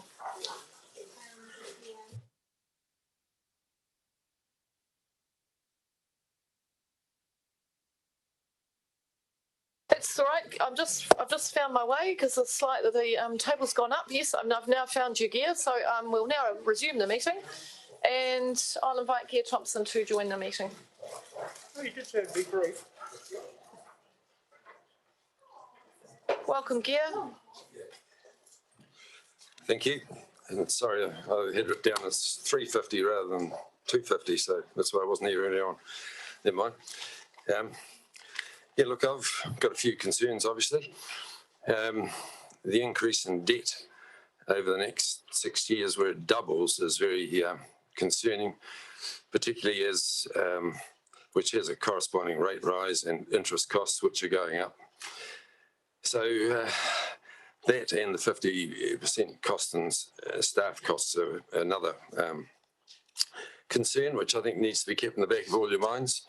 The library, I'm certainly not a fan of spending 46 odd million on that. I think the present one is satisfactory, and it's not a time to be going down that track and increasing our debt. And plus a lot of unknown issues with doing what they propose there. And I don't know how a triangular shaped building works either. And the car parking, I don't think would be very good there either. One of the other concerns I have, as I have had for a number of years, and that's the number of staff that is engaged in running the spin doctor paper, our Nelson, which I believe is 6 people, when I believe it would only take one to do a few press releases to the news media, and then they would put that out, and they'd also probably contact other people to get a balanced view on things, because I don't find that's the case with what our Nelson puts out. And also the property department, which used to be handled by one employee, now has, I believe, 8. And we were recently in correspondence with them about a matter, and still waiting for a reply. So then I don't know what's happening in some of these outfits. Rainbow Crossing, obviously I think it's a total waste of money, and I don't know how it's really a good fit on legal matters either. As far as being a proper pedestrian crossing, it isn't. So I just think it's appalling that we're going down that track. The other thing is there's been a lot of concentration on what I call PC items like climate change, where last year's port company dividend got spent on I don't know what, but it disappeared. And I think maybe if the council are looking at helping that, the electric bikes around town and handy areas might be right, but electric cars are currently uneconomic in the pollution created in their production and disposal of batteries, and the length of time you get out of a good economic life for them is not so good either. So I think the ratepayer doesn't want to be lumbered with a lot of that just to be looked to be seen to be doing the trendy thing to do. The other thing is that the 13.3 million kitchen waste trial, I think, is very expensive, and better to encourage people to have their things at home and do their composting at home. Maori wards, I don't think a particularly good idea at all, because it also, I think it creates a separate type of thing. And as I understand it, those on the Maori roll would have to vote only for the Maori ward. Well, wouldn't they be better voting for all councillors? It just doesn't seem to be a sensible idea at all. Water sports, I don't support the 8.3 million development and the council ownership of what is currently owned by likes of the Rowing Club and Sea Scouts. Even the interest on that expenditure becomes quite a heavy burden, either on the council or on the bodies themselves. But I don't mind the council helping to an extent if they are doing upgrading work. Removing car parks around town, I think, is a no. We've lost a lot already, and I think that we want to be very careful about taking car parks out. We already have some parks around town. We have the area by the Kiwi Bank. We have the Cathedral Grounds, the 1903 site, the Anzac Park, and Trafalgar Centre, all relatively handy to town. And there's towns like Wanganui, which are very attractive in my view, and they haven't gone down the track of removing car parks, but they've still got active retail sector, and seniors get a free parking, I think it is, up to about 11 a.m. in the morning. They get a wee coupon thing to put in their window. I'm concerned that this 15.3 allocated for the CBD upgrade might get squandered on things that aren't really going to achieve a lot. Commercial rates, appreciate the reduction, even though it's small, but we're still paying a lot more than residential people. In other words, about 3 times. I would also like, as I have been asking for a long time, to get a credit for water leaks on commercial properties, because I don't see why they should be separated out. Leaks in a lot of places are very hard to detect till you get the water bill, because if it's leaking into the ground and it's gravel, you never notice it till you get the water bill. And it's just discrimination, I think. Airport company and port company, Steve Cross is going to have a good go at that. I think you should all listen to that. Waimea Dam, don't think we should waste any more money on that. It's just shaping up a real disaster. And stormwater rates out to our way, those that are on the main road, and that's where I sent that picture around. We've got to maintain that ditch, keep the weeds out of it, everything else, and then it just goes across the road and into the natural watercourse. So there's no cost to the council on any of that. And at home, it just goes straight into the tide. Weeds and pests too, I think that could be done for a lot less than what's budgeted in the budget for that too. It just seems excessive. And I think that we've got other ways in which that could be done with a lot less cost. It's a historic thing, but I just think it would be worthwhile you folk remembering, but City Power was sold for about 10 million at the time it was sold, and it paid off the council's debt, I think, at that stage. But the problem is that the City Power area, all the inner city area, and out a certain degree out there, now they don't get any rebates on their power like they do if you're in the Tasman area. But yet the 10 million went to reduce the total council debt, and that affects all the inner city businesses and all those living handy into town. I do agree with trying to improve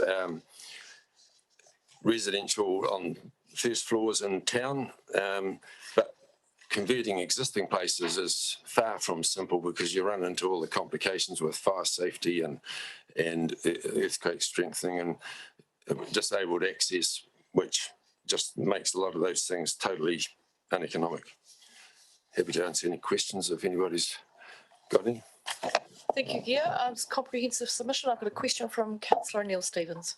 Kia ora, thanks, Kia. I'm just wondering, you've identified things like climate change, the environment, cycleways, Māori involvement as sort of PC nice to haves, but a lot of other submitters have really put those sort of front and centre as key things we should do.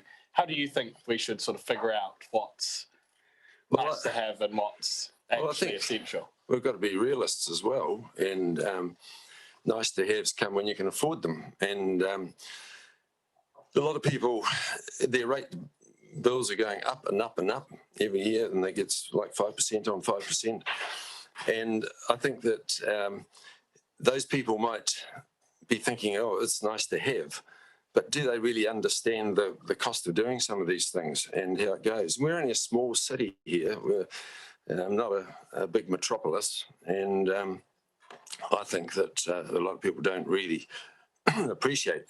It's very easy spending other people's money. Thank you, Gia. We're over time, but I thank you very much for your submission and we appreciate that. Okay. Thank you very much. I'm now just going to take a very, just a very brief adjournment, and I just need to get some advice from the governance advisors. And so don't go away. I'll only be 30 seconds, maybe a minute, and then we'll get on to our next submissions.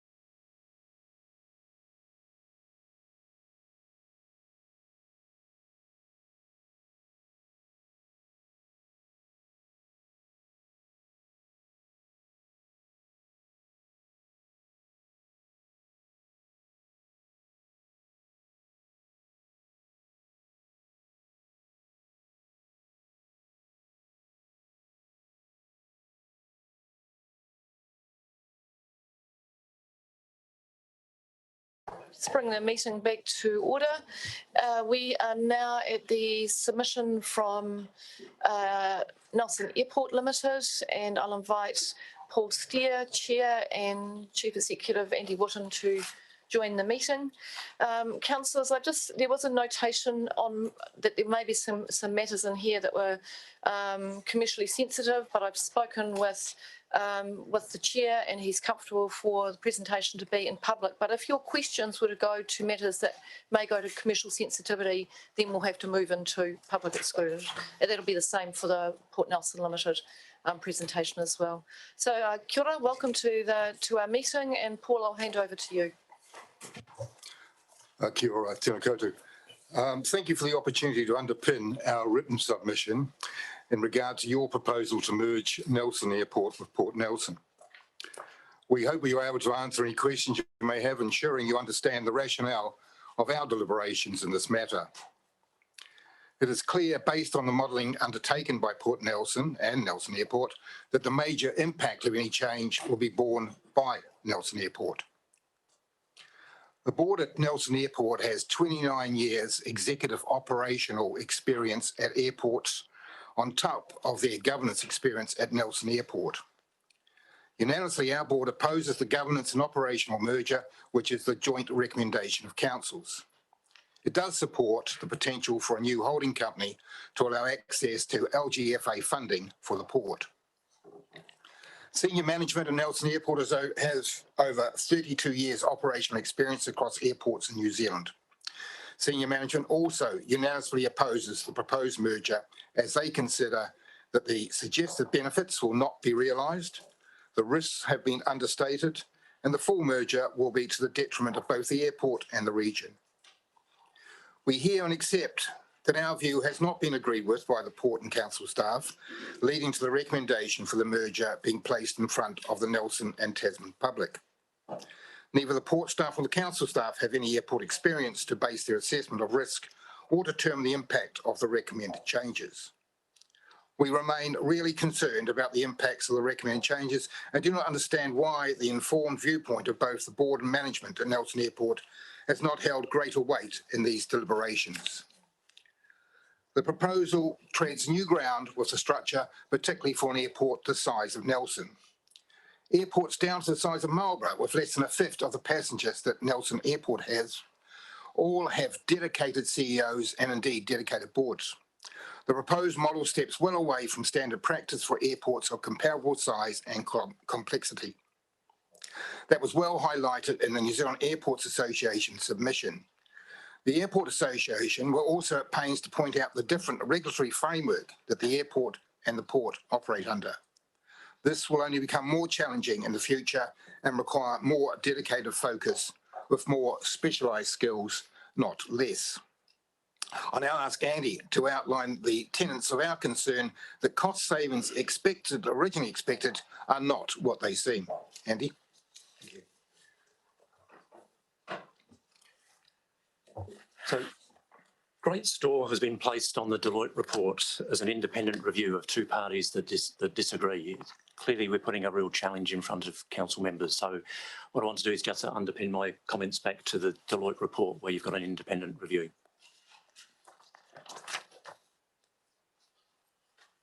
The breakdown as far as the costs are concerned, as highlighted in the Deloitte report, shows employee cost reductions and governance cost reductions that have been calculated, but with no reference to the potential reduction as far as performance is concerned. And I guess our starting point here is just, it's one thing to measure as far as cost cutting is concerned, to not actually show the impact as far as the performance of an organisation raises real concerns for us. The insurance savings, again, according to Deloitte, come not from scale, but actually from assuming greater risk, which means raising the excess. No merger is required for this. Computer charges, according to the Deloitte report, require more due diligence to see if they're available. But Deloitte also state that the savings appear overstated, that material savings would be unlikely and would require completely common practices between the two organisations in order to realise them. The savings are clearly questioned by Deloitte themselves. Electricity and fuel savings are based on the assumption of going to market as a bigger combined entity. Nelson Airport Limited is already moving to join with Nelson City Council and with TDC as part of a buying group, so no merger is required to gain these savings. Deloitte highlights savings would be available to Port Nelson when Nelson Airport produce electricity from their solar array. There's no need for a merger to achieve this. We could provide that anyway. In fact, we could provide that in combination with any organisation. Repairs and maintenance savings are based on the assumption that Port Nelson's workshops could be used to save the margin paid to external suppliers by doing work in-house. The port workshops are very skilled in steel and diesel engines. Our R&M, I wish we had it on board, but we use it for tarmac and for concrete. So we have real questions whether there are any real synergies to be had here. A key point raised in the Deloitte report is that they haven't assessed where the savings would go. The majority of the savings will flow to Air New Zealand unless charges can be raised by the port to the airport to almost the full extent of any savings made. This will be closely scrutinised and has already been raised by Air New Zealand and will really challenge this key relationship. The Deloitte report highlights that the merger will cost money in the short term, and savings may take 2 to 3 years to eventuate. If there are cultural differences, savings may not eventuate at all. These are all just comments straight from the Deloitte report. Just wanting to reiterate, this isn't just purely the airport's viewpoint. This is straight from the independent review by Deloitte. The assumptions made to drive forecast savings highlight a lack of sufficient understanding of the details of the running of Nelson Airport, and to us not only question therefore the extent of the potential merger benefits, but also ignore the potential downsides. They also further highlight the differences between the two organisations and therefore the emphasis as far as cultural differences. This is why the board and management of Nelson Airport, in combination with over 60 years of experience working at airports, are unanimously against the merger. I reiterate, we remain really concerned about the detrimental impacts of the recommended changes on both the airport and the region, and do not understand why, as Paul says, the informed view of both the board and the management of Nelson Airport hasn't held greater weight in these deliberations. So really appreciate any questions. Thank you, Paul and Andy. And we're not at the deliberations stage yet. So today is our hearing stage and today is for questions, and then we'll get to deliberations in a couple of weeks' time. I just have one question. So in terms of the holding company model, we've had some criticism through submissions around having a holding company at all. So we've had several submissions saying, no, don't support a holding company. The airport's position is that you do support a holding company with the two structures remaining, two Cs and boards remaining. Can you just talk us through the benefits of that model, why you see that as preferable to the status quo? We understand that is important to enable the port to access LGFA funding. The airport, as a CCTO, can already access that funding should it prove possible. We understand that there has been no operational companies throughout the country yet to receive funding. Christchurch City Holdings have got their application in, and that is being in process. We have talked to the LGFA about those things, and that's the position we clear. But no, if that's the way to go about it, to get extra funding for the region, if you like, that's we would support that. Thank you. Councillor Ika, question. Thank you. Yes, mine follows on from the Mayor's. So we had submitted today from who has property in both places, who said that overwhelming number of submissions in Tasman were for the status quo. So for some of the, I guess, risks or lost opportunities identified between the two organisations, what non-holding company model or what model do you think could be used to reduce some of the risks that have been identified or enhance opportunities? I'm sorry, I'm not quite sure I understand. This is about cost synergies and savings? Yeah, you know, shared services, synergies, efficiencies, etc. Yes. And that there is a myriad of ways we can explore those. We haven't explored them yet because we're at this stage, but there are a variety of ways we could explore some of those synergies. So maybe if I can just refer back to part of my my talk running through in terms of there's always an ability in terms of gaining scale or in terms of gaining greater leverage. I guess those can be gained through collaboration. We have the full advantage as far as being able to get access through Nelson City Council, through Tasman District Council as far as scale is concerned, as far as negotiation on the likes of power, the likes of insurance. In fact, there's a greater connectivity between being able to get insurance gains by joining up with Nelson City Council than there is from quite a different frame as far as maritime insurance is concerned. So there's a number of things that can quite usefully be investigated in that way. Computer services is another one. There may be a lot of sense in having the same sort of frameworks within the wider CCOs and CCTOs of both organisations. Thank you. Councillor Sansom. Thank you, Madam Mayor. Kia ora, Paul and Andy. Thanks very much for coming in. Really appreciate your really clear submission. Paul, I just wanted to ask a clarifying question. Did you say that the airport as a CCTO can already access LGFA finance? Well, it hasn't happened yet. As I said, the Christchurch City Holdings is a precedent in getting that through. But according to the way we're set up in that, we have the right to apply for that funding. Okay, so and if the council, sorry, I should add, the council will be involved in that as well, because through the council we do it, and there may be some unpaid shares or something like that. There may be a security required against that. Because I think why I'm asking that is that one of the primary benefits, I guess, that has been conveyed is access to LGFA finance. So, you know, finance savings, really. Sure. And it sounds like that may be possible to happen under a status quo system, from what I'm hearing. Just for the airport. Right. It'll stage the port. And why, do you know why the port would be different? It's under a different act. Okay. Okay, that's helpful. Thanks. Right. Councillor Courtney. Thank you, Madam Mayor. Thank you, Paul. Paul, some submitters earlier today, in fact, all of them that were against the proposed merger, told us that borrowing from LGFA would create a greater risk, particularly for ratepayers, and that's what concerns me. So I'd like you to talk me through that. They felt that it would be just a matter of, and they also mentioned moving debt from their books, council's books, to this holding company. Does that still function as far as you're concerned if you're just going to the LGFA finance part of it? Is that a worry now, concern? I think in fairness, we believe we have the ability. Whether that's sensible or not is yet to be explored. Fine. Okay, thanks. Any other questions? No other questions? All right, thank you both very much for the presentation, for the work that you've done and to look at the issues here and prepare a submission. So thank you, Paul. Thank you, Andy.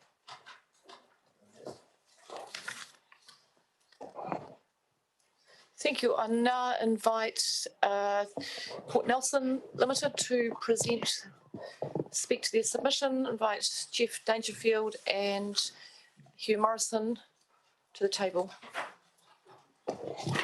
Welcome, Jeff. Welcome, Hugh. Just start whenever you're ready. Just press the microphone till the red light shows and then you're good to go.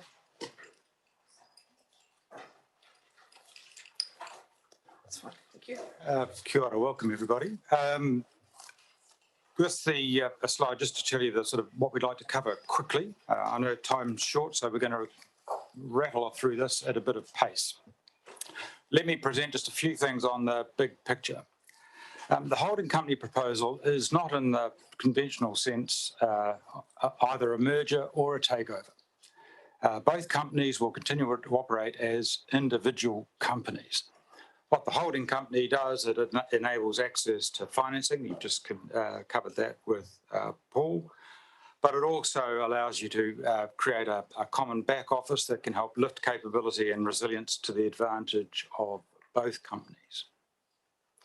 Now, in our view, this is a rare opportunity given the common shareholding across Nelson and Tasman for both the airport and the port to bring them together and reorganise in a significant way. There are only 4 regions in New Zealand where there is common shareholding of the port and airport. Christchurch, Marlborough, Gisborne District and Nelson Tasman.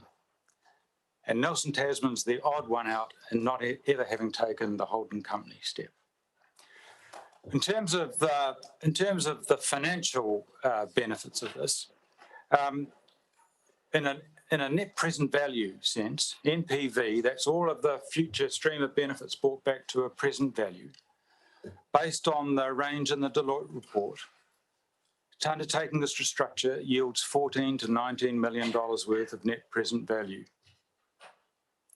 Now that's around, you know, from a Nelson City Council point of view, that's approximately 1.5 to 1.88% rates increase that you can, equivalent to that. If we just do the operating company as a financing things, then the benefits are much lower. So the operational holding company is somewhere between 6 and 11 years. So with those two sort of opening bits, I'm going to pass to Hugh to cover some of the detail. Tēnā koutou katoa. In the material you have in front of you... Just get to press that button so the red light goes. Sorry. In the material you have in front of you and in the slides, there'll be a lot more material than I'll talk to, but hopefully that just gives context for a later review. So just looking at the three key benefits to shareholders and picking up the first one, which is Jeff's issue about a positive net present value. And on that slide, you see the original assessment by the team and then where Deloitte's got to. And as Andy and Paul said, Deloitte certainly had a view that in some of that economies of scale purchasing power, they doubted the ability to make those savings. So that's for that reason we've shown the NPV as a range, 14 million, which is Deloitte's sort of lower range, and Deloitte also extended up to our range as a possible range. So it's 14 to 19 million. I think the key thing to note in Deloitte, and Andy quoted a few, comments about individual micro issues, but Deloitte made the comment that actually the approach taken by the team was conservative in nature, certainly in terms of CapEx review, revenue review, and the overall cost review. So these costs are not a concoction. These costs are real, and our expectation is the board of the holding company, if it's formed, and the executive should be held to account to achieve this. Indirect synergies, which is really the non-financial, the port, because of its size, has built up a considerable capacity in terms of strategy, health and safety, people, environment, infrastructure. The airport, because of its size, has not had the luxury, and so it has people who are triple-hatted in many of these areas. There is the opportunity to share that knowledge. And arguably, in some of the difficulties the airport has had in the last year or so in terms of the people and cultural issue, which culminated in the termination of the CEO or the departure of the CEO, these things wouldn't have happened if, we believe, it wouldn't have happened if there was a stronger corporate background. Coming to the third issue, which is structuring opportunities. Because of the holding company has added strength in terms of diversity and size, it is able to operate with a higher debt to equity ratio. If that is set up, it provides the opportunity for release of funds to shareholders of about 20 to 40 million. With that restructure, it also provides a tax benefit, if you like, of around 50,000 to 100,000 per annum, which comes out of that debt structure that the holding company would take on. So moving from benefits to just look at two, what we've called challenges. The first is an operational synergies. So I think there's a language out there that the airport is about planes and people, and the port is about ships and cargo. I think that very shallow view really underestimates that actually both companies are primarily focused on property infrastructure. And the infrastructure bit is to make available infrastructure that meets the requirements of its users and the regulatory environment it's in. And this table really takes you through some of those areas. I think another insight is that certainly at the airport, to make the airport operate requires at least 200 plus people. Nearly 200 people are employed by Air New Zealand in Nelson, and 20 are employed by the airport. And that just highlights, or NAL, and that just highlights the importance of NAL as an infrastructure provider to provide the tarmac that the planes land on for Air New Zealand and the terminal that the passengers come through. One of the issues is, is there a loss of focus? Paul outlined this just before. In our view, actually, the opportunity here is actually to strengthen strategic focus. Any board, regardless of the range of the operations, is there to look after its entire business, not just one particular part of it. So the whole point here of the holding company is you hang on to the existing Nelson Airport Limited expertise and the existing Port Nelson expertise, and you bring them together. You take strength out of diversity in that sense. So we don't think there's any loss of expertise here at all. There's an opportunity to create strong chief operating officers over both of the businesses and allow the CEO to step up into the truly strategic space.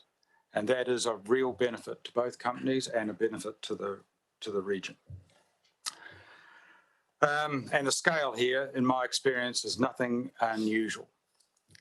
If I could just land on this last slide, I'm not going to go through it in any detail, but I'll leave it for you to reflect on. Look, we think there's real opportunities here for increased commercial capability and improvements around strategic focus. We think there are risks that can be well managed and potentially good upside for both companies and the region. Happy to answer any questions, Madam. Thank you, Jeff and Hugh. Councillor Courtney. Thank you, Mayor Rachel.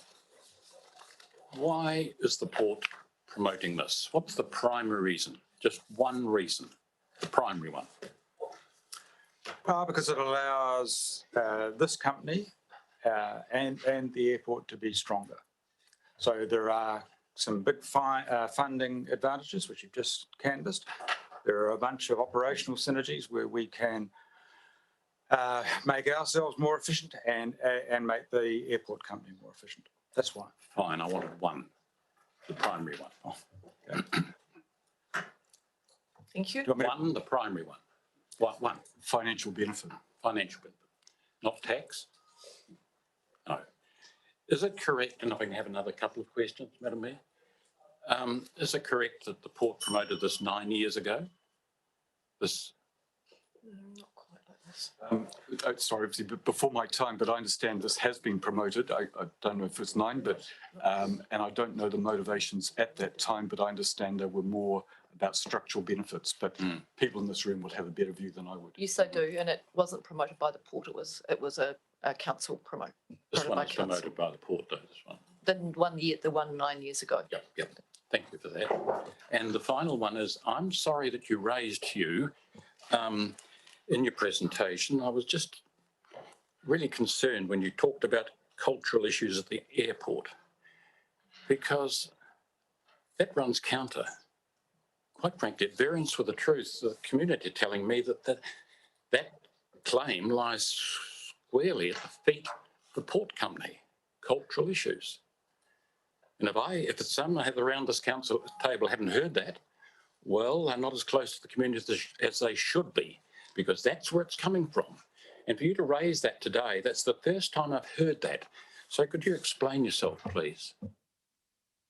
I mean, certainly with regard to cultural issues at the port, that is news to me. And recent engagement studies have shown no evidence of that. There are, like every company, there are some departments where we've had some attrition and we're working on that. But to put a lens of cultural issues on that, I think is a far cry, and there's no evidence, I think. All right. But evidence in respect to the airport? I think that evidence is really what's available publicly in terms of the prompt departure of a CEO, and then evidence coming of other people who've left prior and after, and that is related. And that's just come through. I think we'll move on to your next question. Oh, well, I think that's a very low blow at this very late point to come in with this particular comment. I really do, Your Worship, and fairness, the word's fairness here. Well, if you're going to have a conversation about... I'll just make the point. I'm sorry, Councillor, if you want to have a conversation... If you want to have a conversation directly about employees of companies, that is a matter that happens in confidential business. Thank you. Councillor Sensen. Thank you, Madam Mayor. Kia ora. Thanks to you both for your presentation. And I understand the financial appeal or benefits. I think the question that comes up for me when I look, particularly at this last slide, is what has held the port back from achieving some of the strategic benefit, improved environmental outcomes. Like when I look just in my, fairly short time so far as a councillor, but I have been involved, obviously as Chair of Governance and Finance, looking at the SOIs and SOEs and that kind of thing. To me, the airport has been head and shoulders above the port in terms of what they're doing in climate action, planning and that kind of thing. And I haven't yet seen sufficient evidence of that from the port. So I'm just wondering, why coming together, I guess an aggregation is needed for those kinds of benefits to be realised. Well, I think it probably demonstrates exactly the point I'm trying to make. You take the best out of both companies for the common good. There'll be some things that the airport's really good at that we can learn from, and there's some things that we think we're pretty good at that we think the airport can learn from. So the whole idea here is actually to take the strength of the capability across both companies for mutual benefit. That's the point. Thanks very much. So just one additional question. Is that not possible without being brought together under a holding company? It's one of the ways to do it because you put more structure around it. All right. So that's, in my experience, about trying to make organisations work. You have to have a degree of structure around it. Otherwise, they don't tend to happen. So it's not in every sense you can find different ways of doing it. But if you actually want to try and take the benefits of those sorts of things, then you need often a common structure to be able to achieve it. Thank you. Rather than strategic direction setting at a governance level? Strategic at a governance level, what we're trying to promote to you here is actually you've also got an opportunity to strengthen this at a governance level by having a more diverse and more comprehensive board. Thank you. Councillor Laurie. Thank you, Madam Mayor. Thank you, Jeff and Hugh. When we sat in this room with our colleagues in local government from the Tasman District Council last year, and the idea was presented to us for the first time, the port and the airport sat up the front with the CEOs from the two councils, and everyone seemed to be singing from the same song sheet. In fact, I got that feeling to such an extent that I was worried that what I was witnessing was a self-fulfilling prophecy. That is not the case now. What has happened between you and the airport for things to be so different from what they were last year? I think the view from both sides, so from the airport, has been to go through a process to find a conclusion. And I think as that data came together and the conclusion and the numbers that came forward supported a continuation, I think at that point the airport said, well, look, we're not happy with that outcome. And so at that point, the parties separated.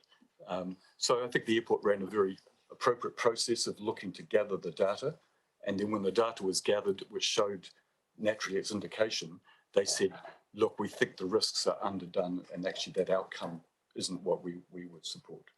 Okay, so how would you describe your relationship today with the airport, the two companies? I think functional.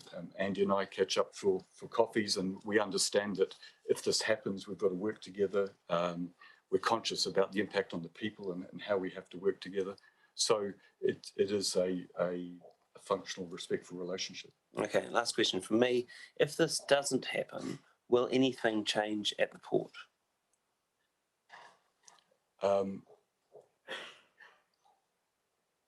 Look, in simple terms, no. But having been through this with the airport, then there'll be bridges to mend, and I think we'll look at some of these synergies, and if there is a lead in environment at the airport, which I haven't seen myself, then we'll take that learning. Thanks. Councillor Ika and Councillor Skinner. Thank you. One of the concerns that has been raised in a number of the submissions, and you are possibly aware of it, is the, I'll use a quote from a submission, unfortunate history surrounding Dunedin City Holdings and Forsyth Bar Stadium. So how would those sorts of unfortunate circumstances not happen if the holding company model was to go ahead? I'm not actually sure of the issue they're referring to. So, I mean, I'm intimately aware of Forsyth Bar Stadium, but I don't know the issue with the council or the holding company. It's the ability of the holding company to take on additional debt to repay council debt. Look, likewise, I don't know all the ins and outs of what happened in Dunedin City Holdings, but the holding companies are, as I said, they're a common vehicle across local government to organise various operational things. In order, you've got to weigh that up of the benefits. And if leverage, which is what that sounds like, is a question, then how are you as shareholders setting limits around the leverage for holding companies or CCOs or any of the family? Councillor Skinner. Thank you for your time. I'm always very impressed with both the port and the airport and how efficiently you both run your organisations, how prudently and always quick and able to change, to think forwardly. Why risk fixing what's not broke? Well, I outlined to you that there's a pretty substantial financial gain prize to be had here. And not going ahead with that leaves that on the table. So even, there's a funding benefit, largely to the port, because we cannot access the local government funding agency as a port company under the Port Companies Act. The holding company, however, can do, because it's a council-owned trading organisation. So there are definite financial benefits, and without going ahead with a holding company to get those, they are not accessible to us. And the port has a much bigger balance sheet than the airport. And finally, if I get this right, it's a bit hard to get around the holding company, so it sits above the two organisations, and you have the one board and one CEO for both. Is that right? Correct. So there'd be there'd be misconstrued that there's a risk then that decisions might be made by the CEO which benefit the port but adversely affect the airport, or vice versa, especially as one's quite a large organisation compared to the other. That's a fear I believe the community have. And well-meaning, there's going to be decisions, there's always good and bad, that will very much benefit one but at the adverse to the other, especially when you've got a lopsided size of organisation. Well, I've not heard of that. The whole point is, as I said, this is not a merger. You still end up having a Nelson Airport set of accounts, annual report, and Port Nelson likewise. So the idea is you don't lose any transparency around either of those two things. So any board worth its salt is going to have is going to want to make sure that both companies flourish, and we would want costs and benefits to lie where they fall, and not to have a murkiness running between these two, but to have a clear cost attribution and benefit attribution system inside it. I've had experience of this in other forums. It's not that hard. It's fairly common. Councillor Rainey. Thank you, Madam Mayor. There's some commentary in these pages towards the back of this document under the title of challenges. In particular, thank you, whoever that is. That's very nice. In particular, I just wanted to ask you about, you're suggesting that the new board would be a combination of both boards in the first instance, and then as attrition would happen, I presume, board members fall off, so to speak. So how do you explain then the comment on the page before saying the strategic focus for both businesses is enhanced by a stronger board? So if in effect they're the same board members, can you explain that, Jeff? You've got and I've been a great advocate of saying that, you know, on day one, you'd want to bring the strengths of the existing board together. You don't want to lose expertise and all of that history. And then you'd manage that numbers down over time. Otherwise, basically, you'd have too big a board become slightly unwieldy. But then you've got the opportunity of making sure that through turnover and appointments, there's an opportunity to strengthen the board to meet the challenge of the combined entity. That's how you square that circle. Councillor Brand. Thank you, through the Mayor. I'll just come back just as I put my thoughts together because I'm processing that. You said that we haven't taken the holding company path, but just because we haven't taken it doesn't mean we should as well. So there is the flip side of that. I just want to come back to your point, the slide that you brought up about the benefits to shareholders, and you compared the synergies model that you had compiled against the Deloitte's in the update. And we'd heard from the airport to say that the Deloitte's synergies weren't as robust, or what was the word I wrote down?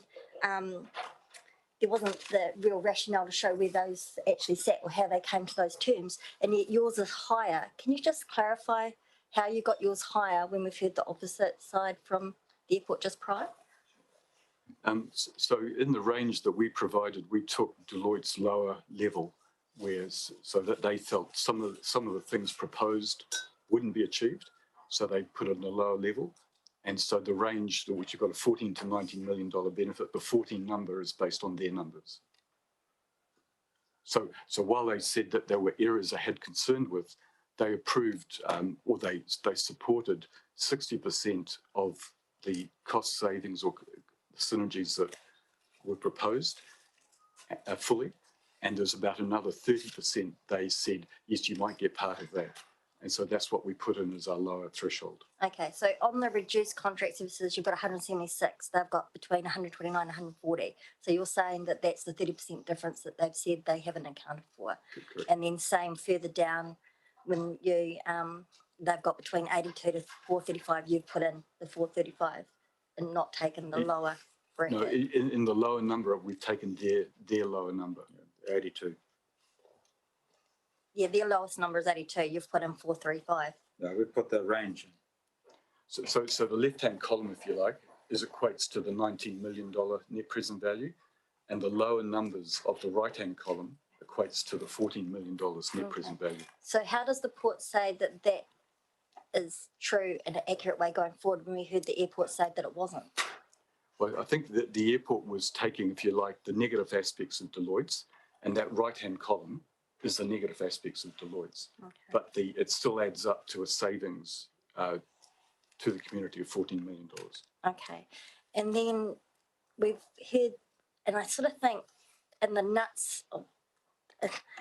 nutshell, that this is the whole reason behind this. It gives the port access to the funding stream under the LGAF, because you can't currently with your Port Act.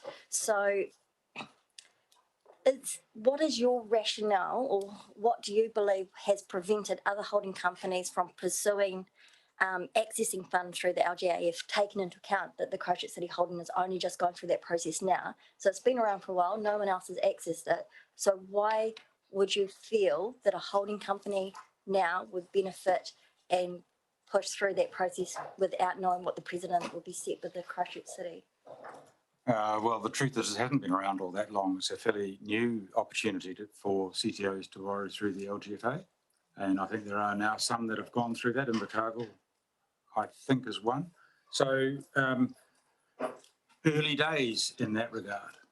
And my view is you will see more people do that because it's a highly rational thing to do. And from a Port Lyttelton perspective, so I thought they were through, so I just need to verify that. But speaking to the chief executive down there, they see $1 million improvement in their bottom line as a result of PGF funding. So people are well through this process. Okay. And then through the submissions that we've had, and it comes up on quite a number of them, is about the burden onto the ratepayer because of that debt. So how would you answer that question if you were, say, successful in taking this path, and then you were successful in the next stage of accessing funding if you were needing to through that process? How would you reassure our ratepayers that that is a burden that can be met by you without creating fear on them? So at the moment, of course, the companies can go out and take debt on through the banks, and the banks are securing that over the assets we have.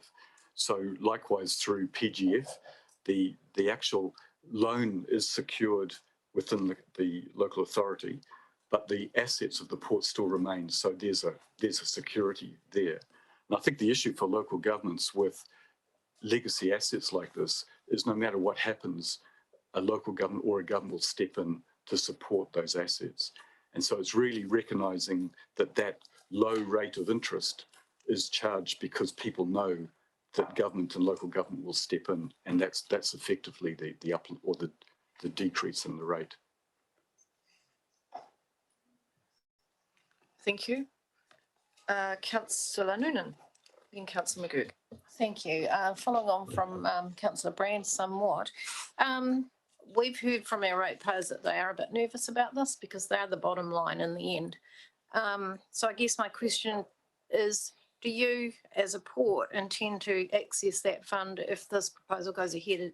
Is it your plan in the next 2 years to access that fund? Yes, it is, yeah. Would you like to tell us the amount? Oh, look, at the moment, I think we are borrowing about, I'm going to say 70 million. And I think the airport is borrowing, and I'm guessing here, but it might be 30 million, or that is what the parties are sort of have in their forecast. So that's 100 million. So you'd be repaying the bank debt and taking it through there. Okay. Thanks. Thank you, Councillor McGurk.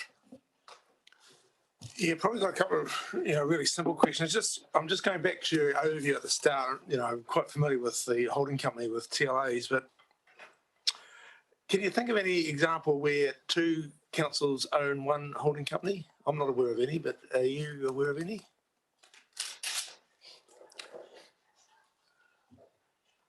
So this is I'm guessing. Just give you the example of holding companies. Yeah, that's what I want to drill down to, because you talked about Gisborne, Marlborough and Christchurch. Well, you got Canterbury City, Christchurch City Holdings Limited that's huge. It's got everything: Orion, Redbus, Littleton Port. Sure is. It's a massive organisation with a whole lot there. So I'm not sure that's a useful comparison. And then I'm trying to sort of understand the one you used at Gisborne. You've got, was it the Eastland Group? Yep. And you've got the airport and the port in one company, and then there's a holding company above that that's got, I think, a Lions company and a holiday park or something like that. And there's a trust that owns the overall holding company and various other things. Yeah. And in terms of scale with Marlborough and Gisborne, the size of those businesses, where would you place the port company? Oh, well, they're much smaller than the operation here. So, Eastern Port is largely a log export business. Marlborough is largely the ferry business, and we run a lot of the log exports out of there anyway. All right, okay. So the point I'm making is that this is, in your view, this is sort of a bit of new territory? The holding company is not new territory. It's the same thing before, is that, as these other big companies, and Littleton Port's one, access cheaper finance, if Nelson Port can't do that, we're going to be left behind. Okay. So, the ports business is a competitive business. And this region can't afford to slip behind or lose cargo to somebody who can do it cheaper because they've got a better financing arrangement than we've got. Okay. I think beyond that, if I could add, Eastland is managing three quite large businesses, a port and airport and the holding and the Lions company. Yeah. So in gross, they are bigger than both of us, both the airport and the port. So they certainly have scale on their side, and they consider that's working very well. And just a subsequent one, I'll just get your feedback. I think some of the feedback we've had from some of the other submitters was, to go down this way for fiscal reasons, basically access to the finance. The observation was that it seldom doesn't materialise or seldom materialises not delivery. You have obviously a different view. Well, it's sort of a funny thing to say it does materialise, where it's the easiest thing to grasp. Yeah. Right? It's the easiest thing to get out of this proposal. No, that's fine, thank you. Thank you. In terms of access to the LGFA, achieving that benefit can be achieved by either the proposal, statement of proposal option that what the proposal is, or by the alternative option preferred by Nelson Airport. That's correct. Yes. Okay, thank you. All right, and I think that probably is all of the questions. Thank you very much. Councillor Stenson's got one more. Okay. Sorry, just a really small question, quick. Is it possible to have a holding company with just the port under it?